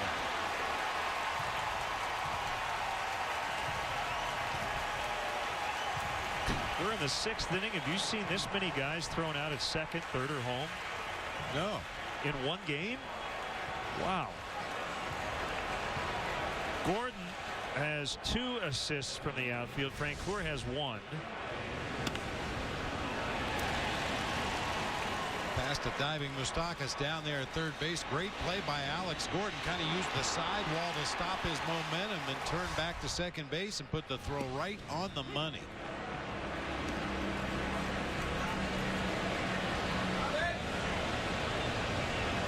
So the Cubs have had Starlin Castro caught stealing at 3rd. Giovanni Soto thrown out from right to 3rd.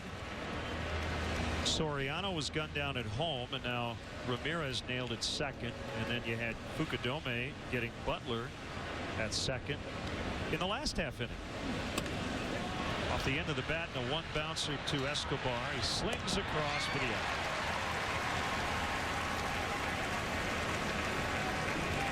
I mean, you love the aggressiveness, but it just seems odd that the aggressiveness on the part of the Cubs base runners comes against one of the best throwing outfields in all of baseball. We've faced a lot of teams this year that had some weak arms in the outfield, and we didn't see this kind of aggressiveness. But tonight, with 3 cannons across the outfield, they're trying to take the extra base at every turn.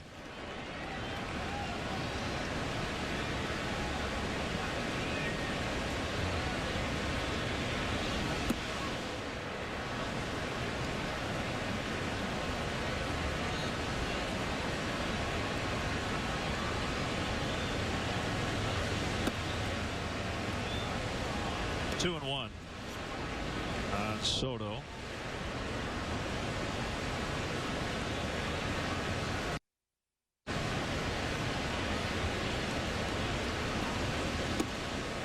Big swing and a miss, according to Wikipedia, we always trust. Kansas City has over 200 fountains, and the city claims to have the 2nd most in the world. Rome would be number 1. As righty Blake Wood gets loosened up. Yeah, but Rome doesn't have a baseball team. Kansas City has more boulevards than any city except Paris. Paris doesn't have a big league team either. He got him. We'll head to the bottom of the 6th. The Royals lead by a run. Saturday on WGN America, the Cubs look to put a little hustle and bustle into this road trip. Saturday at 6:30 on WGN America. Well, if you're a fan of good defense, this is the place to be tonight. Starlin Castro gunned down, trying to steal third base. Jeff Francoeur guns down Giovanni Soto at third base. And the hits just keep on coming as Soriano gets thrown out at home. Fukudome with a great play of his own. to throw out Billy Butler at second base, and then Alex Gordon gunning down Aramis Ramirez, trying to stretch a single into a double. Yeah, if you like defense, this has been your kind of game. Bottom 3 for the Royals here in the 6th against Ryan Dempster.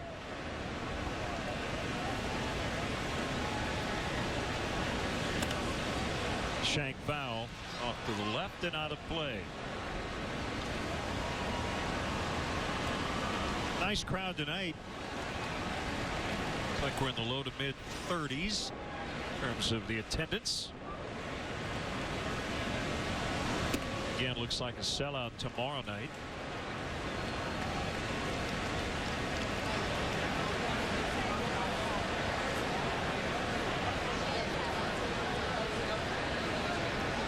Why wouldn't you want to be at the ballpark on a night like this? 2-1 pitch, outside edge. A lot of my favorite things here tonight: a baseball game, fountains, fireworks, barbecue.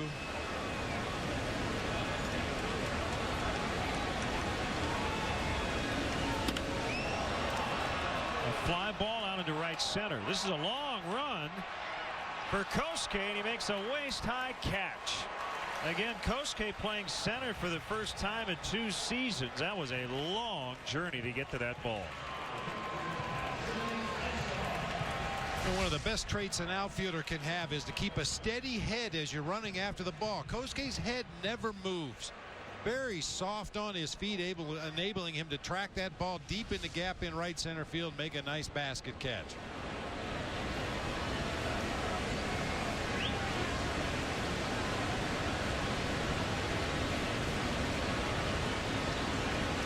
Other action tonight, the Reds and the Orioles tied at 4 in the bottom of the 8th at Camden Yards. Derek Lee down in the 6th spot for the Orioles is 2 for 3 with a run scored. He's hitting just .244.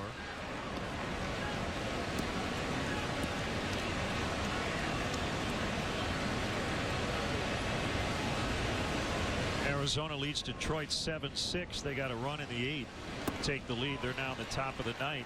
Escobar fans.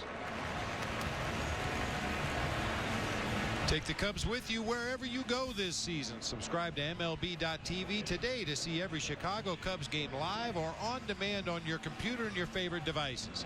Visit Cubs.com to order and get more details. MLB.tv, baseball everywhere. Rockies lead at Yankee Stadium 4-2 in the top of the 9th. Since we last saw the Rockies, and it was a while ago, Carlos Gonzalez earlier this month was moved to center field and to the leadoff spot. 2 for 4 in the game tonight with 2 doubles.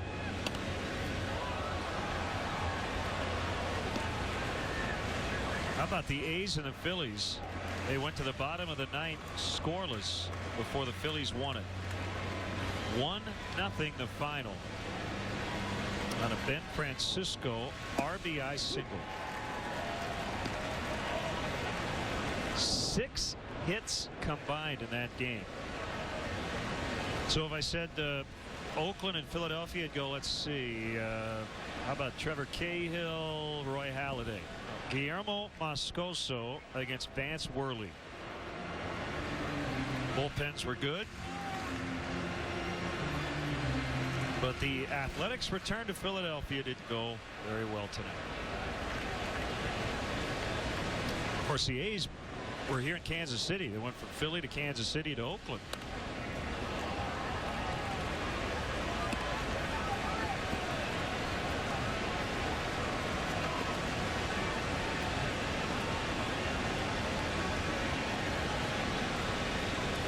Royals started up play in 1969.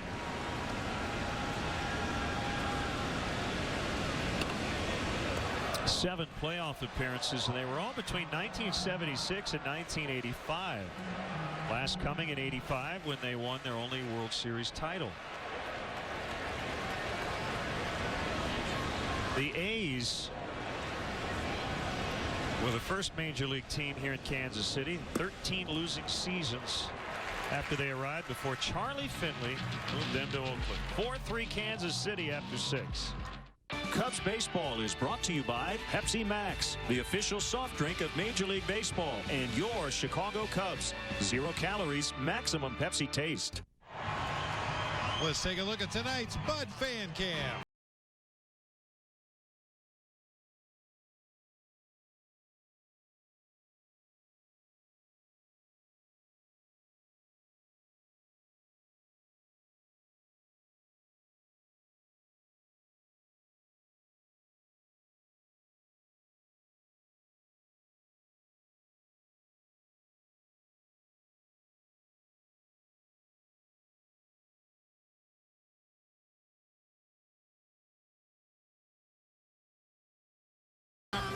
Kansas City. That's our Bud Fan Cam. Great times are waiting. Grab some buds. Of course, that was the Beatles with Kansas City. Hey, hey, hey, hey.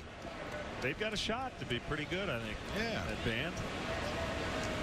Just a 1, 2, 3, 4, 5, 6, 7, 8, 9. That sounds like some of the rundowns the Cubs had last week. Carlos Pena line shot to right off the fence. Standing double, tying run in scoring position. Boy, did he crush that ball. Only the topspin kept it in the ballpark. Carlos with that little bit of an uppercut swing. Occasionally he'll hit up on the baseball and get that topspin. That time it hit right about in the middle of the fence out there in right field. Is going to be it. For Bruce Chen. Blake Wood coming in, a right-hander. We'll be back.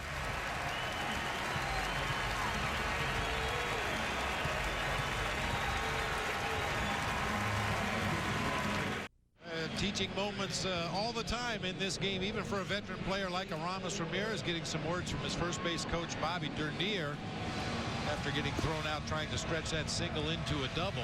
And just in case you're wondering at home, Aramis was running hard. I watched him that time out of the batter's box. He went hard to first base, turned the corner. Unfortunately, just a great throw by Alex Gordon to cut him down at second.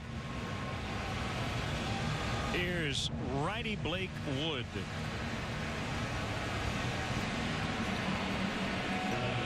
Face Alfonso Soriano. Wood made 51 appearances last year.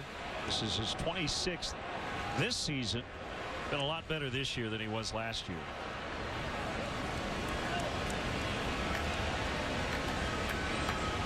Called up on April 14th from AAA Omaha. And Soriano swings at the first pitch. Francoeur coming in, lays out, he trapped it. And Pena will get the third. They're at first and third with no outs. Perfectly placed.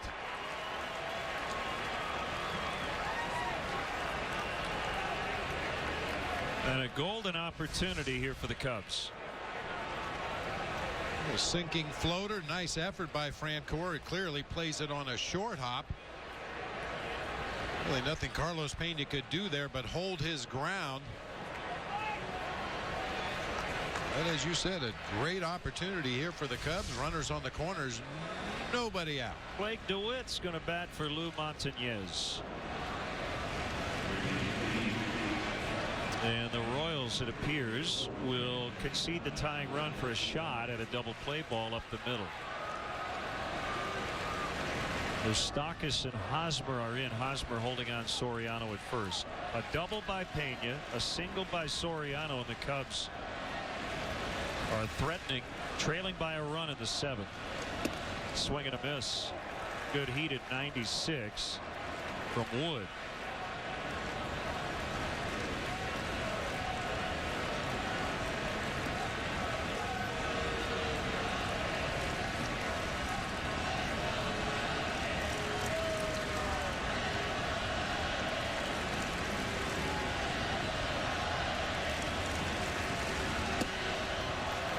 Late on that 98-mile-an-hour heater.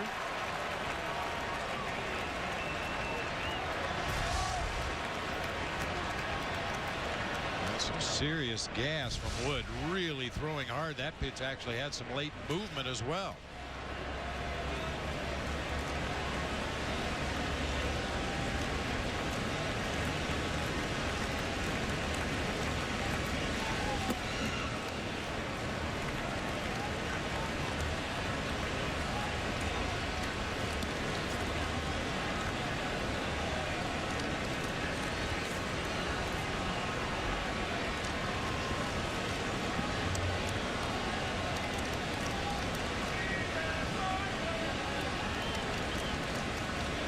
Cabrera in center, playing very shallow as DeWitt turns on it, hits it foul. I mean, that's Jim Edmonds shallow out in center.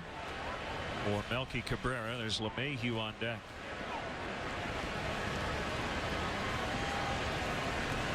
With this defensive alignment in the outfield, the Royals are not expecting Blake DeWitt to be able to pull that explosive fastball from Blake Wood. If he could find that gap in right center. Double play ball, 4, 6, 3. No RBI for DeWitt. The Cubs do tie the game, but the Royals will take the exchange. They're trying to avoid the big inning.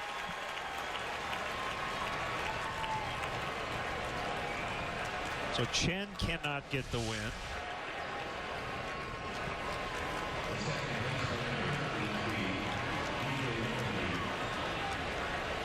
The Cubs have had some situations lately where that's all they needed was for a hitter to put the ball in play with runners on the corners. Unfortunately, we've seen some strikeouts in that situation that led to inning-ending double plays. This time the double play comes first, but the Cubs are able to cash in a run. Bases wiped clean, and LeMahieu takes ball 1 low.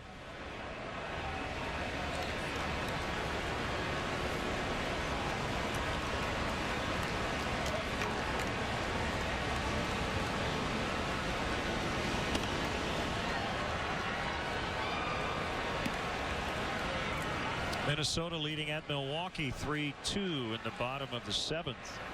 They got 3 in the 6th. A Danny Valencia 3-run shot off Randy Wolf to take the lead. Scott Baker on the mound for the Twins. And hits first base. Hosmer will throw it late. It's a hit for LeMahieu.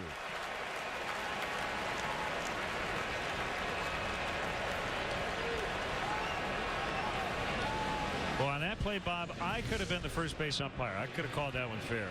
That's close, but I think I would have gotten it right. Very late defensive swing by LeMahieu. Scoots that ball right down the first base line. It hit the bag, shot straight up in the air. That's unfortunate for DJ LeMahieu. That ball probably gets down in the corner for at least a double, maybe even a triple, depending on how it bounces around down in the corner. Good call, Eric Cooper. Got that one right. Pickoff throw in the dirt.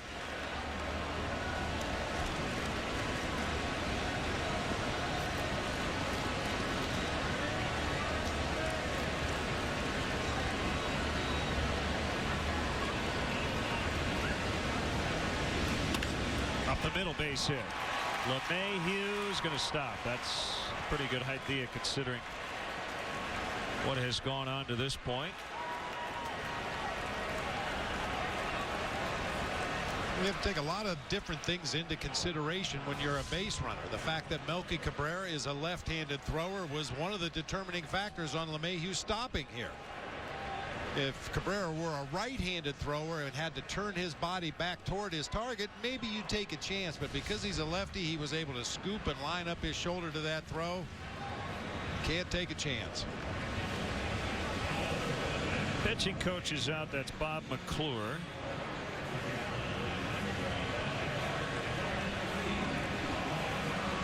The 27th annual Cubs convention takes place at the Hilton Chicago, January 13th, 14th, and 15th, 2012. Rooms are available now by calling the Hilton Chicago at 312-922-4400 and asking for the Cubs convention rate. Weekend passes go on sale in early November. For more information, visit Cubs.com.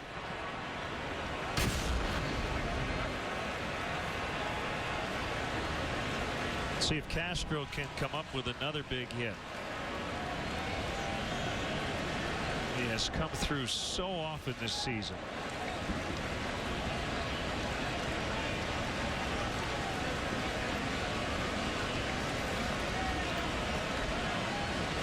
Cubs have rallied twice here in the 7th inning. Tied it on a double play ball with the bases empty. Back-to-back singles set it up for Castro.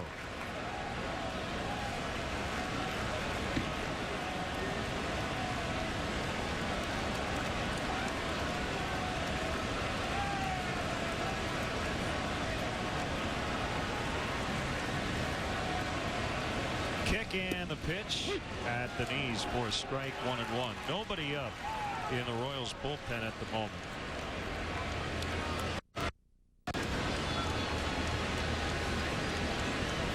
I mentioned Milwaukee trailing. St. Louis tied 4-4 with the Blue Jays at Busch Stadium in the 7th. And now you have a tie for first in the Central. Brewers and Cardinals each at 41 and 35. The Reds are 2 back.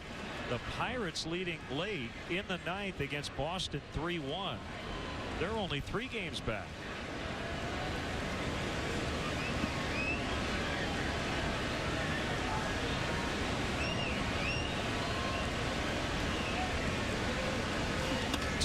Pitch, base hit right field. LeMahieu's going to be stopped by Ivan De Jesus. And Ivan, as you see, way up the line to give himself as much time as possible. Bob, I think you send him against 29 other right fielders, but tonight, I think he would have been out. Running on Jeff Francoeur is like pitching to Albert Pujols in a game-winning situation. You're probably going to come up on the losing end more often than not. This is what he lives for. Jeff Francoeur loves to showcase that arm, throws it all the way in the air to Ryan Pena behind a plate. I have to believe LeMahieu would have been gunned down too. So 3 straight hits without a run. And the fans are making noise. Fans of both teams. Ramirez takes a fastball for a strike. Boy, need to get more out of this inning. 5 hits already in the inning for Cubs. So far, only 1 run. And with all these hits, Royals have gotten up a reliever righty. Aaron Crow is getting loose quickly. 0-1 pitch, fouled off, got in on his hands on a 97-mile-an-hour fastball. 0-2.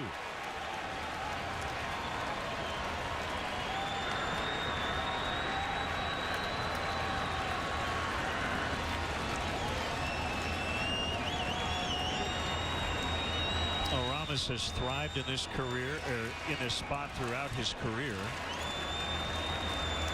He's got a battle here, down 0-2, and he stays alive.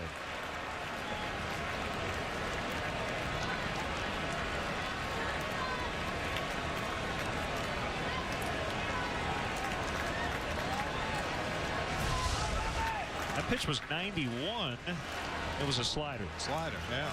Fastball in the upper 90s, slider in the low 90s. Another 0-2 buried in the dirt. Pena's been busy this inning.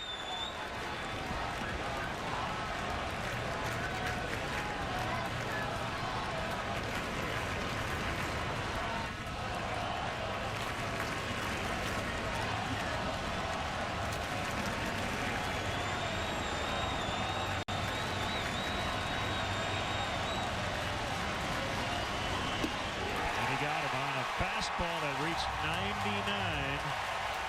Oh, that's frustrating. Well, the Cubs tied it and put together 3 consecutive 2-out hits. Could not push home that go-ahead run. Stretch time. How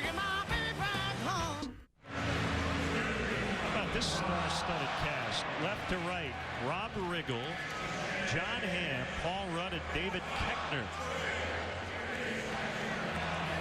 Leading the 7th inning stretch.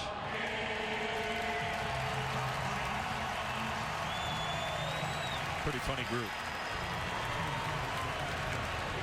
There's James Russell. Ryan Dempster and Bruce Chen both get no decisions tonight. As Melky Cabrera turns around and bats righty. Tony Campana takes over in center. He'll bat in the 8th spot. And Kosuke moves to right. 1 ball, 1 strike.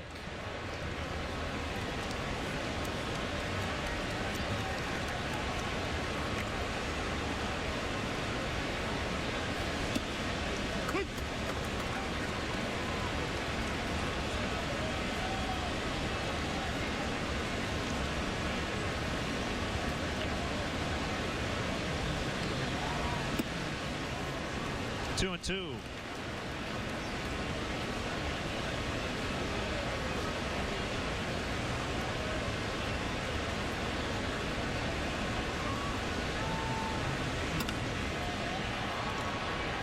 Fukudome barely has to move as he makes the play.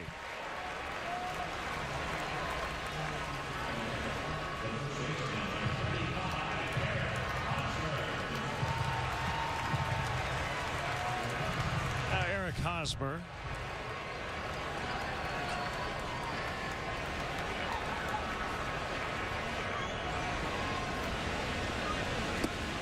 Swing and a miss.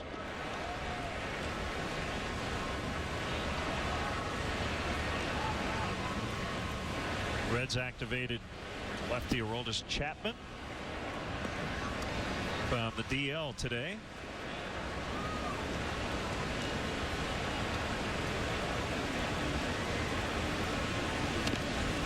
Big swing, and Hosmer lost the handle on the bat as he hit it foul.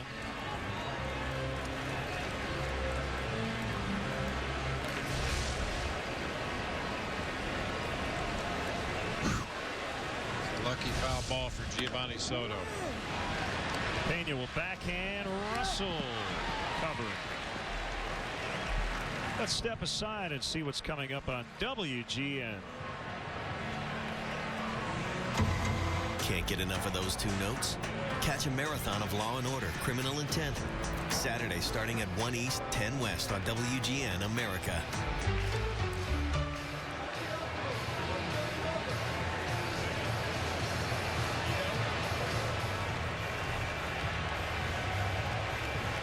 We will have a pitching change. James Russell gets the first 2 outs, and fireballing Chris Carpenter coming on in the 7th.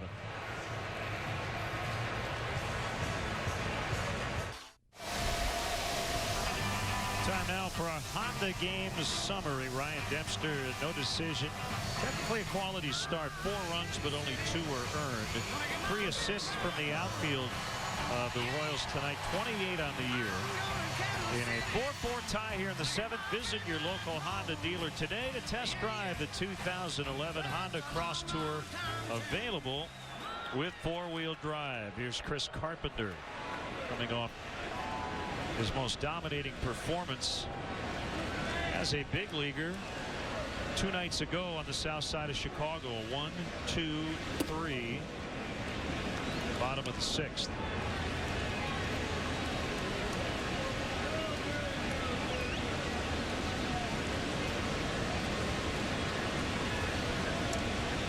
Here's a 1-0 pitch to Butler outside on a slider. We've seen some power sliders, haven't we? I'm telling you. Carpenter and Wood.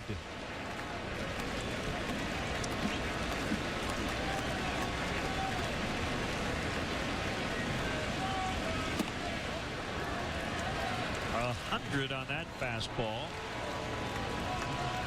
That's one game. The one way this game has really evolved, Len, we've talked about it many times in the past. It used to be if you had 1 or 2 pitchers on your staff that hit 90, you had some flamethrowers. Guys are regularly cracking triple digits.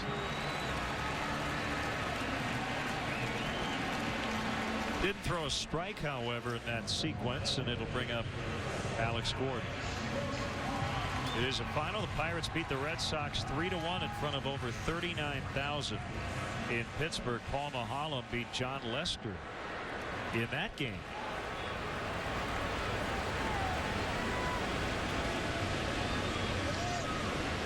So the Pirates back up over 500 at 38-37. 5 straight bad ones from Carpenter. Arizona held off Detroit 7-6. Grabbed the lead in the 8th, and J.J. Putz made it hold up with his 21st save, so the Diamondbacks will remain in first in the NL West.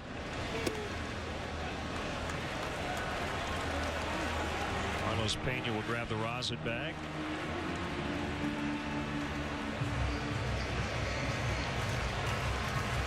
Few words of encouragement for Carpenter. Rockies beat the Yankees, a final 4-2. Ubaldo Jimenez got just his 3rd win. He beat A.J. Burnett. Houston Street with his 23rd save. Jason Giambi against his former team hit his 8th home run. He was a DH tonight. Fouled back, 2-1.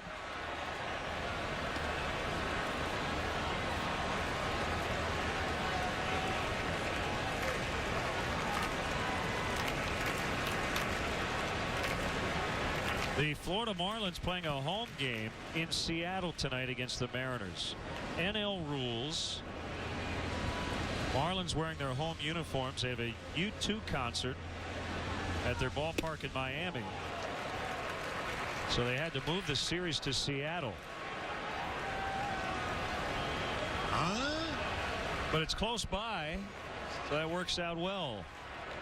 Felix Hernandez and Ricky Nolasco. Pitching matchup. I got to imagine there are a lot of Marlins fans at that one. They didn't know the Marlins were playing a game when they scheduled the U2 concert? Well, they only rent out the ballpark. They don't own it. So I guess U2 needed extra time to set up. So why not head to Seattle for the weekend?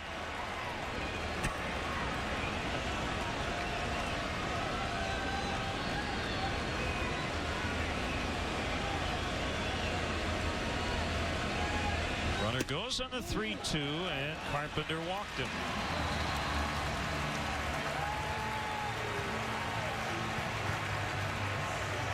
So he has created his own jam here.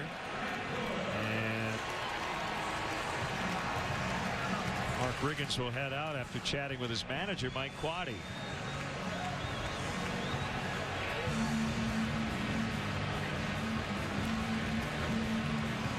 Bob, I go back to the Carpenter matchup the other day. I'm trying to remember the batter. It was with Milwaukee. The Yuniesky Betancourt, free swinger. Because Carpenter was having trouble with his control, I just worried about a guy who's going to swing.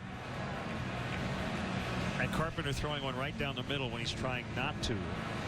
Francoeur, a similar type hitter. He already has a home run tonight. And Carpenter can't be too fine because he hasn't thrown strikes. So now you're asking him to throw strikes against a guy who will swing the bat. Who under normal circumstances maybe you wouldn't throw a strike to. Right. And make no mistake about it, it doesn't matter if Chris Carpenter throws 100 balls in a row. When Jeff Francoeur steps into that batter's box, he's going to swing if he likes it. Good slider at 93. How about that?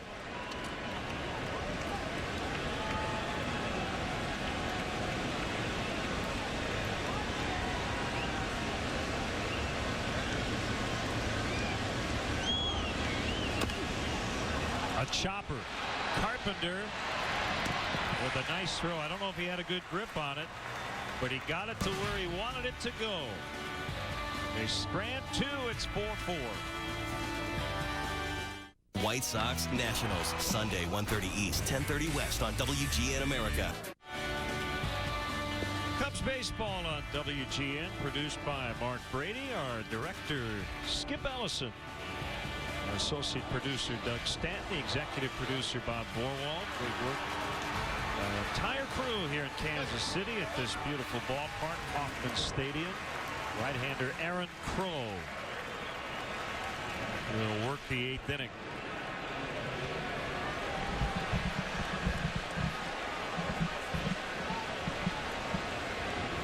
Missed a day, left yesterday after his grandfather passed away. Back in action tonight.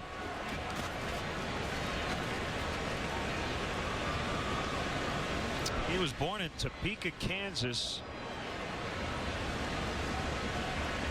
Pitched at the University of Missouri. 2 strikes on the DH, Jeff Baker.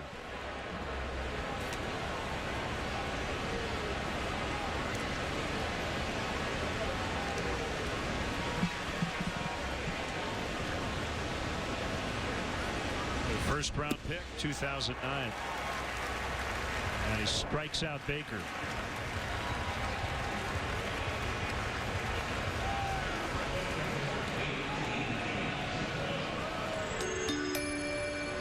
We mentioned all the #1 picks on this Royals roster. Their own #1 picks. Hosmer in 08, Butler in 04, Gordon in 05, Moustakas 07. You mentioned Crow in 09. Mitch Meyer, I'm not sure if he was an original pick of the Royals, but he was a #1 draft pick. Francoeur, first rounder of the Braves. Yeah. Yep. Mitch Meyer was a first rounder of the Royals, 2003, former Toledo Rocket.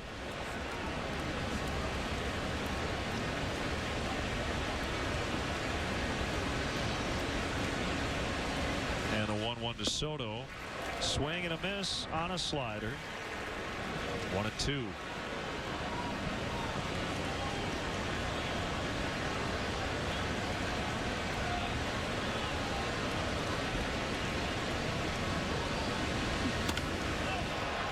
High fly right center. Francoeur.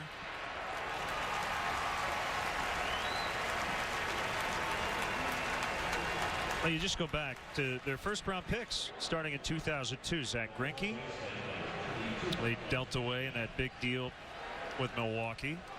Chris Lubanski and Mitch Meyer in 03. Billy Butler and a pitcher named Matthew Campbell in 04.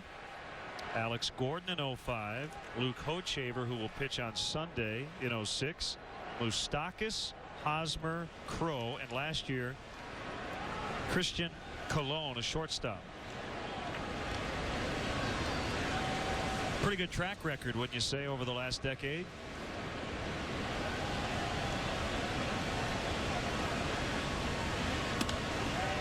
Pena slices a fly right to Alex Gordon, and just like that, the Cubs go down quietly in the 8th. It's getting late, and we're tied 4-4.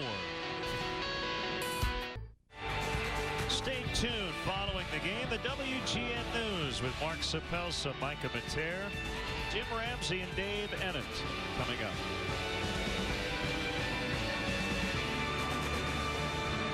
Okay, there's WGN. Before it looked like Z something E. Here's lefty Sean Marshall to face Moustakas, Pena, and Escobar in the Royals 8.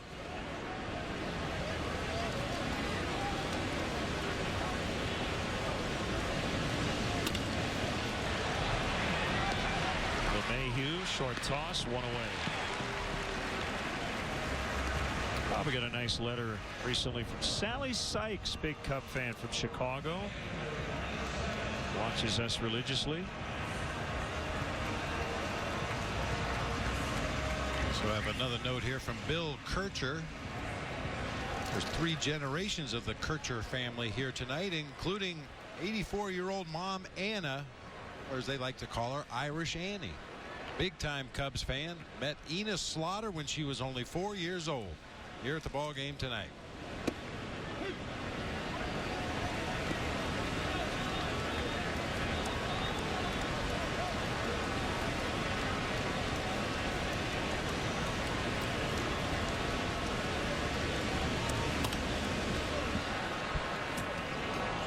Paid crowd tonight, 32,921.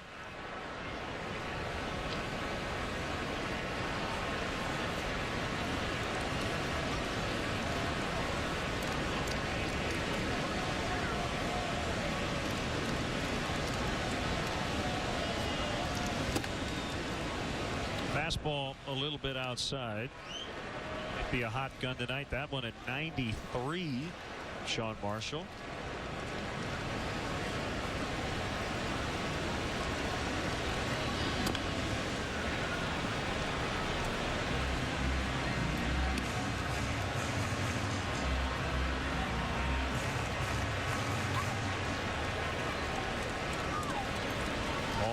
there. Signing autographs and the like. Took batting practice today. Threw out a first pitch. Played a little wiffle ball.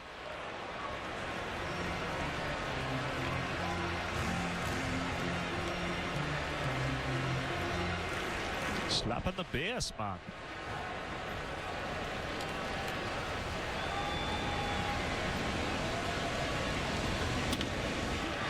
Ramirez picks it up, the throw to first. He got him.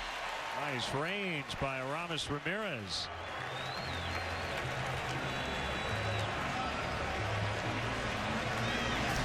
Took everything Aramis had to get to that one. Full extension, caught the ball in the very webbing of the glove, able to maintain his feet and throw on to first for the out.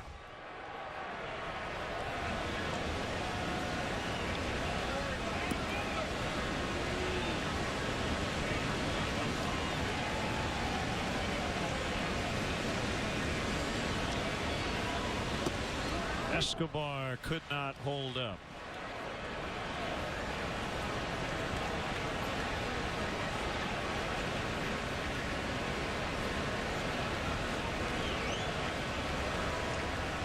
Milwaukee beat the Twins 4-3. 2 in the 7th. That was a seesaw battle.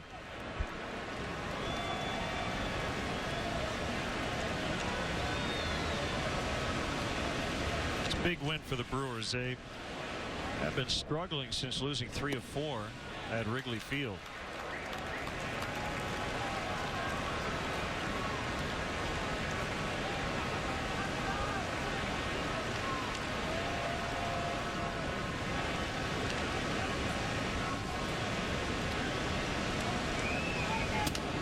Broken bat grounder right to Starlin Castro. Sean Marshall with a 1-2-3-8. Let's go to the ninth. Cubs 4, Royals 4. Young Cub fan hoping for a late inning win. Cubs have out hit the Royals 12-9. And we're in a 4-4 tie. Alfonso Soriano takes a strike from Aaron Crow. You know, Russell and Crow have pitched in this game tonight. James Russell and Aaron Crow. So we point that out.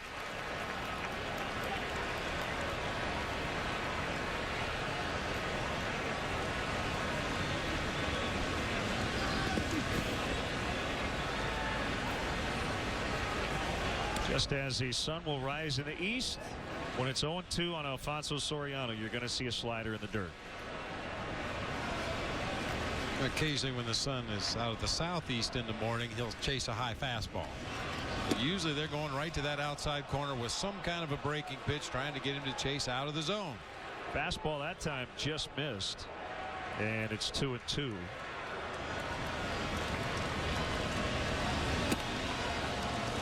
Another heater, and he laid off that pitch. 3-2. Tony Campana's on deck.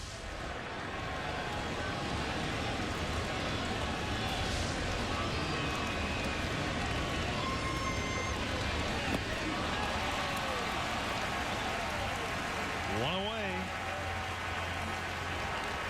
Well, he took 2 fastballs just off the outside corner, and then Cuellar, the pitcher, was way out of the strike zone. It really never had a chance to be in it. No, started out of the strike zone, ended further out of the strike zone.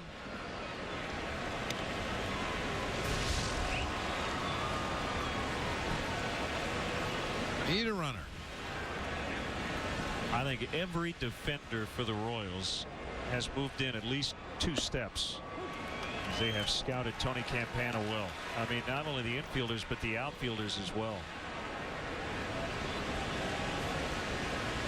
They're just daring him to try to hit one over an outfielder. 1-1. The Royals have their own version of Tony Campana, a young man by the name of Jared Dyson, who they've used as a pinch runner. Supposedly has blazing speed just like Campana. I think he caught it. He did not, and Campana's saved. I think Len Yost is going to argue we'll get another look at it. As Moustakas claiming he caught it, Ned Yost is going to come out, argue with Jeff Kellogg. I think, and it was a good effort.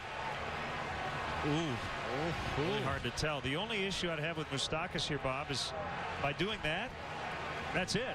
Campana's safe once he shows it to the umpire. Yeah, go ahead and make the play and then try to figure out what the call is.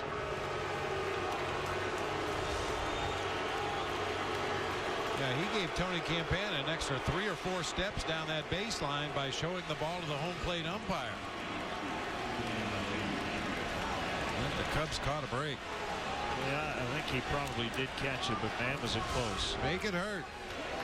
So an infield bunt hit for Tony Campana. You got to believe he's going to take off the first chance he gets, and that's a second bounce throw on a pickoff attempt in this game.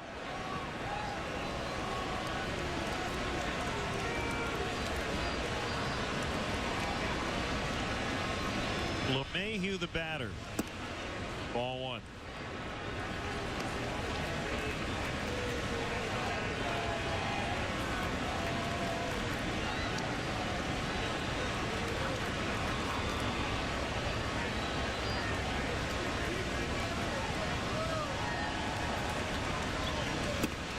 Two and 0.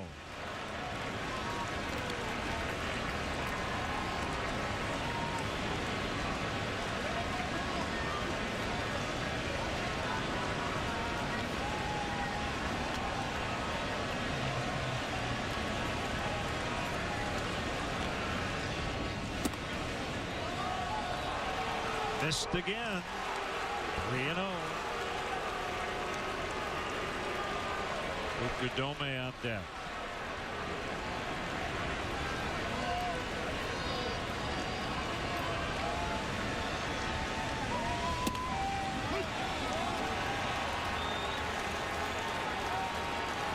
Very top of the strike zone, possibly. That 3-0 pitch is almost automatically called a strike if it's in the vicinity, and that one looked like it caught the top edge.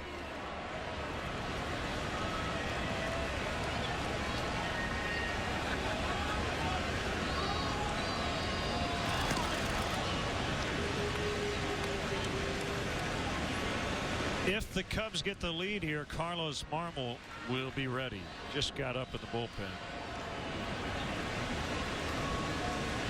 Campana runs on the 3-1 base hit right field. He's going to keep on going to third.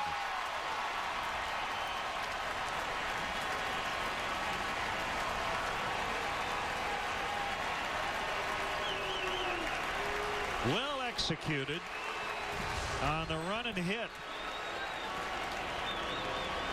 Everything in that sequence, with the exception of the 3-0 pitch that we showed you at the top of the strike zone, was away, away, away. DJ LeMahieu with a smart piece of hitting, shoots that hole in the right side. Cubs have it cooking with runners on the corners.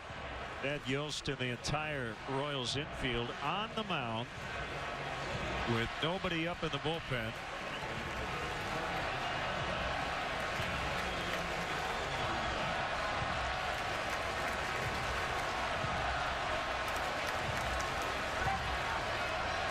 Generally, when you call the entire infield in a first and third situation, it's more what you want to do defensively should the runner at first break for second. Are you throwing through to second base? Are you going to throw to third and try to pick off the runner?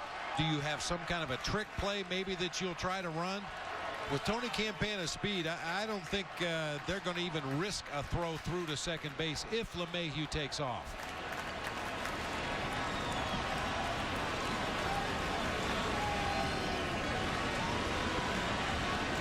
Kosuke the batter. A 4-4 tie in the ninth. Could be two. McLovin gets everybody safe. LeMahieu to third. A tailor-made double play ball. They don't get anybody out, and the Cubs have the lead.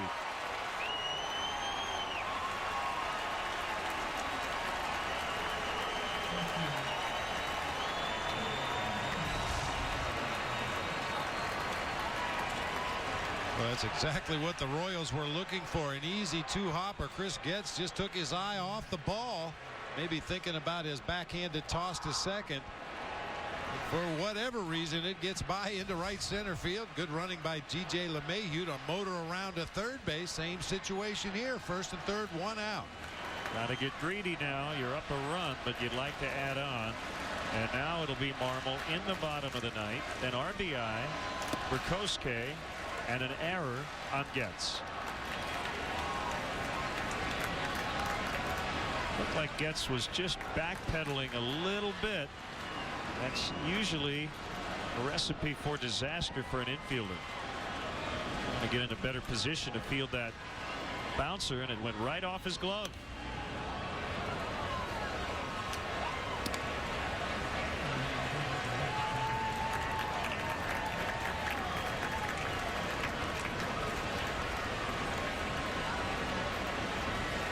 We'll never know if they would have turned two. You've got a left-handed batter who runs well. Not as easy to turn it from the second base position.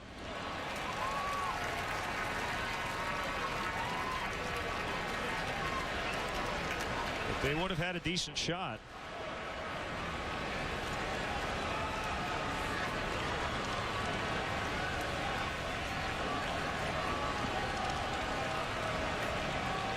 Kids coming through. Campana and LeMahieu. And Castro adds some insurance.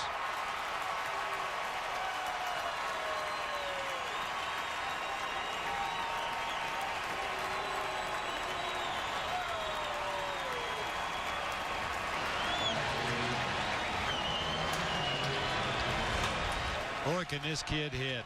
Hanging slider just bangs it right back up the middle of the field. So many of his base hits this year have gone right back over the mound into center field. Big one here tonight. And remember how it all started on the trap at third on the popped up bunt.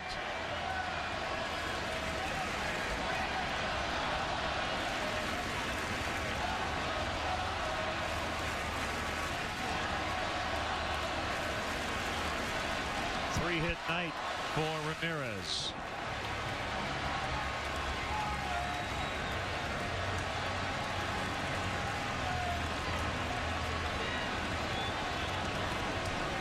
One at bat for Tony Campana. He has scored the go-ahead run.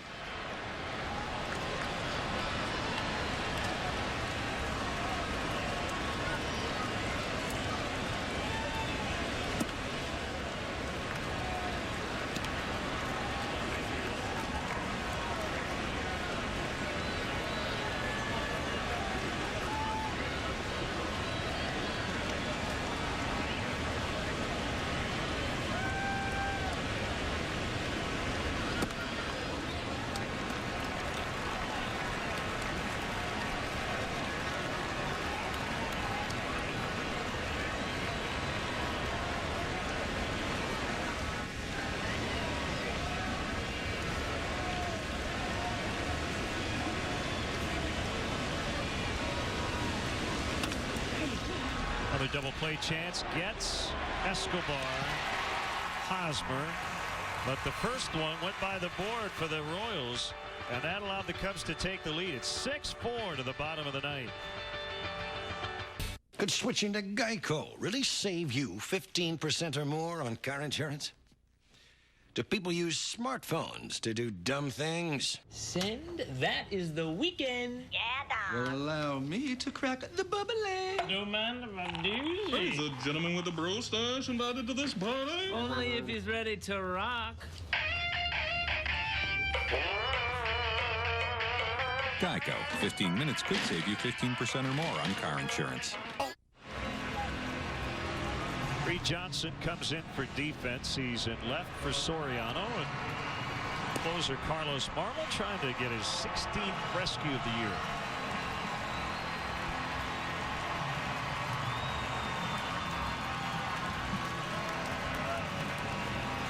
Face gets Cabrera and Hosmer here in the ninth.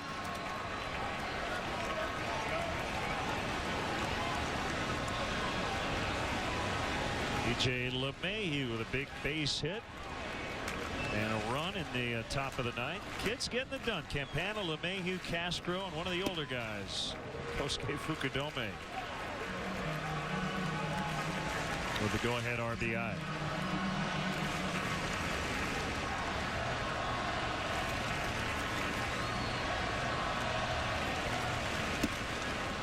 Slider, fastball rather, for a strike. 1-1. Chris Getz.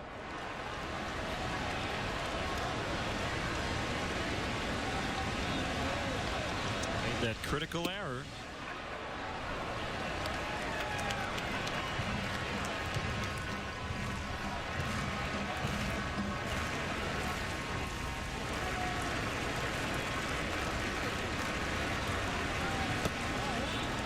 Gets 1 for 1 with a double and an RBI against Carlos Marmol. Cabrera 0 for 2 with 2 strikeouts. Hosmer, of course, has not faced him. Or have Butler or Gordon, who could also bat in this inning. The tying run will come up as Getz takes the leadoff walk.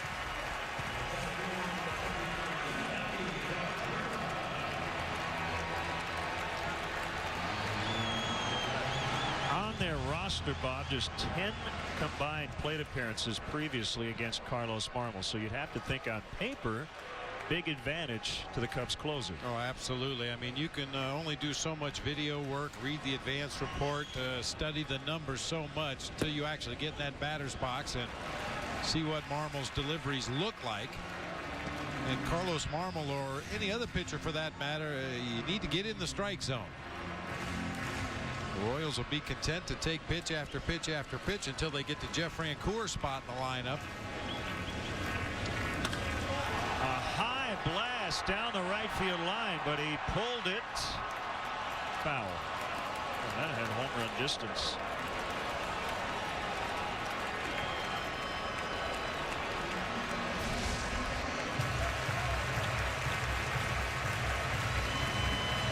Cabrera knew it right away. The batter always knows first because you feel the contact. You know if you are a little ahead of it or a little behind it.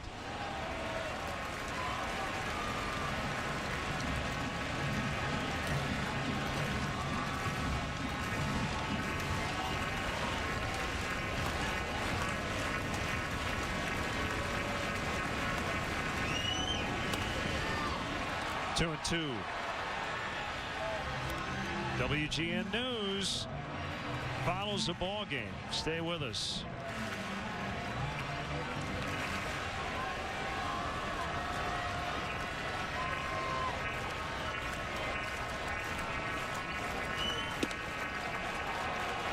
Full count, 3-2.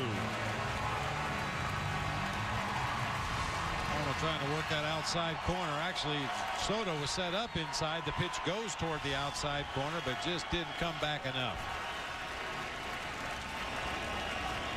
There it is. Another foul. Cabrera doing a nice job to hang in there. He's made a lot of contact in this at bat.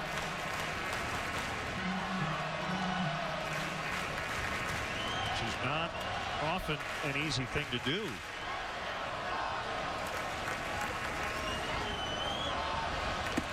He got him on a slider, and Cabrera did not argue.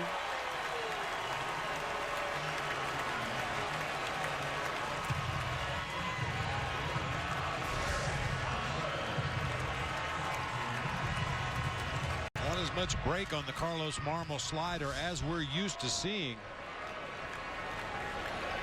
Oh, it started on the outside corner, stayed on the outside corner, did have some downward movement. Cheese.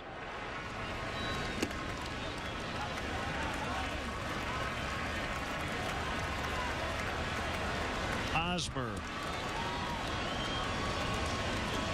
has not hit a ball out of the infield to this point. 3 groundouts and a strikeout. 1-0 pitch, outside corner.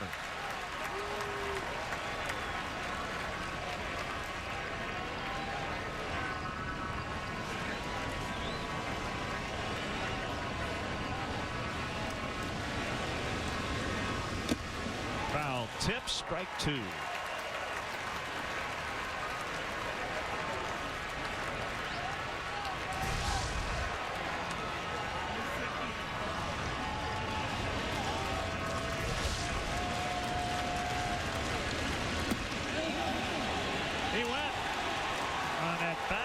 slider.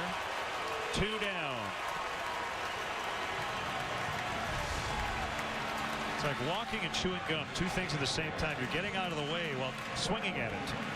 Probably the best slider Marmol has thrown so far tonight. That one did have some good movement. Started right down the heart of the plate, ended up off the plate, down and in. Hosmer could not check his swing. Cub fans making noise here in the ninth. Tying run still at the plate. Billy Butler.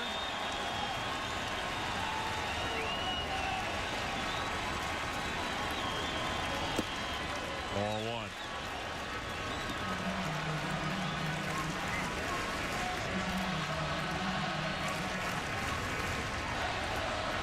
Cubs trying to close them out. They've had 3 leads in this game tonight. Slider. 1-1.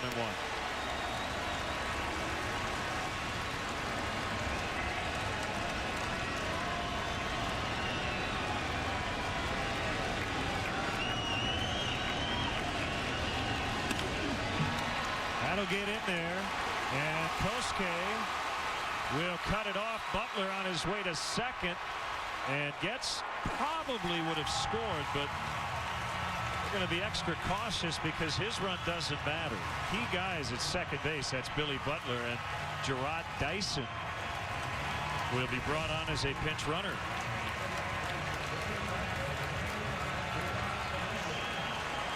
The slider down on the inside part of the plate. Somehow Butler manages to shoot it down into that right field corner.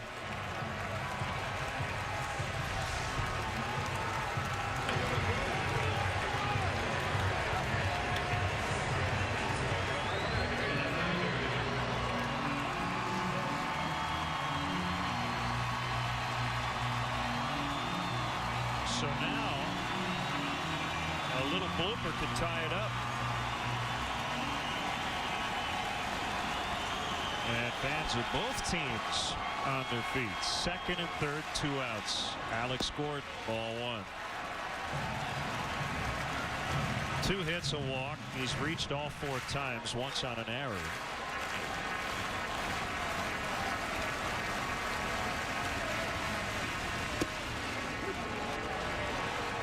One and one.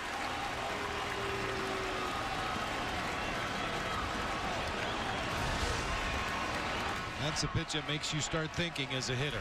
When you see that slider, when the pitcher's behind in the count. Castro will field. Lots of time. Cubs win. Cubs win. Carlos Marmol gives up a walk and a double, but leaves the tying runs in scoring position, and the Cubs win the game 6-4. Tonight's Budweiser play of the game. This could have been possibly an inning-ending double play, but instead the Cubs get a huge break. Finally, somebody else makes a mistake that turns a ball game in the Cubs' favor. Chris Getz with a tailor-made double play. Ball just booted it. Great times are waiting. Grab some buds. We'll have a final word. Get you set for the news in a moment.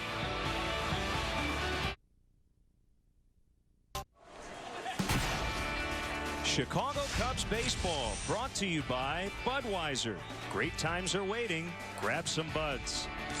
Pepsi Max, the official soft drink of Major League Baseball, and your Chicago Cubs. 0 calories, maximum Pepsi taste. And by the Illinois Lottery. How does $1,000 a week every week for the rest of your life sound? Then play Cash for Life instant games from the Illinois Lottery. The longer you live, the more you get. Our next WGN broadcast of Cubs baseball tomorrow. We'll have a half-hour leadoff man at 5:30. Then Carlos Zambrano faces rookie lefty Danny Duffy here on WGN. Final score tonight: Cubs 6, Royals 4. Cubs baseball in high definition has been brought to you by Xfinity, only from Comcast. We'll see you tomorrow. Stay tuned. The WGN News is next. Saturday on WGN America, the Cubs look to put a little hustle and bustle into this road trip. Saturday at 6:30 on WGN America.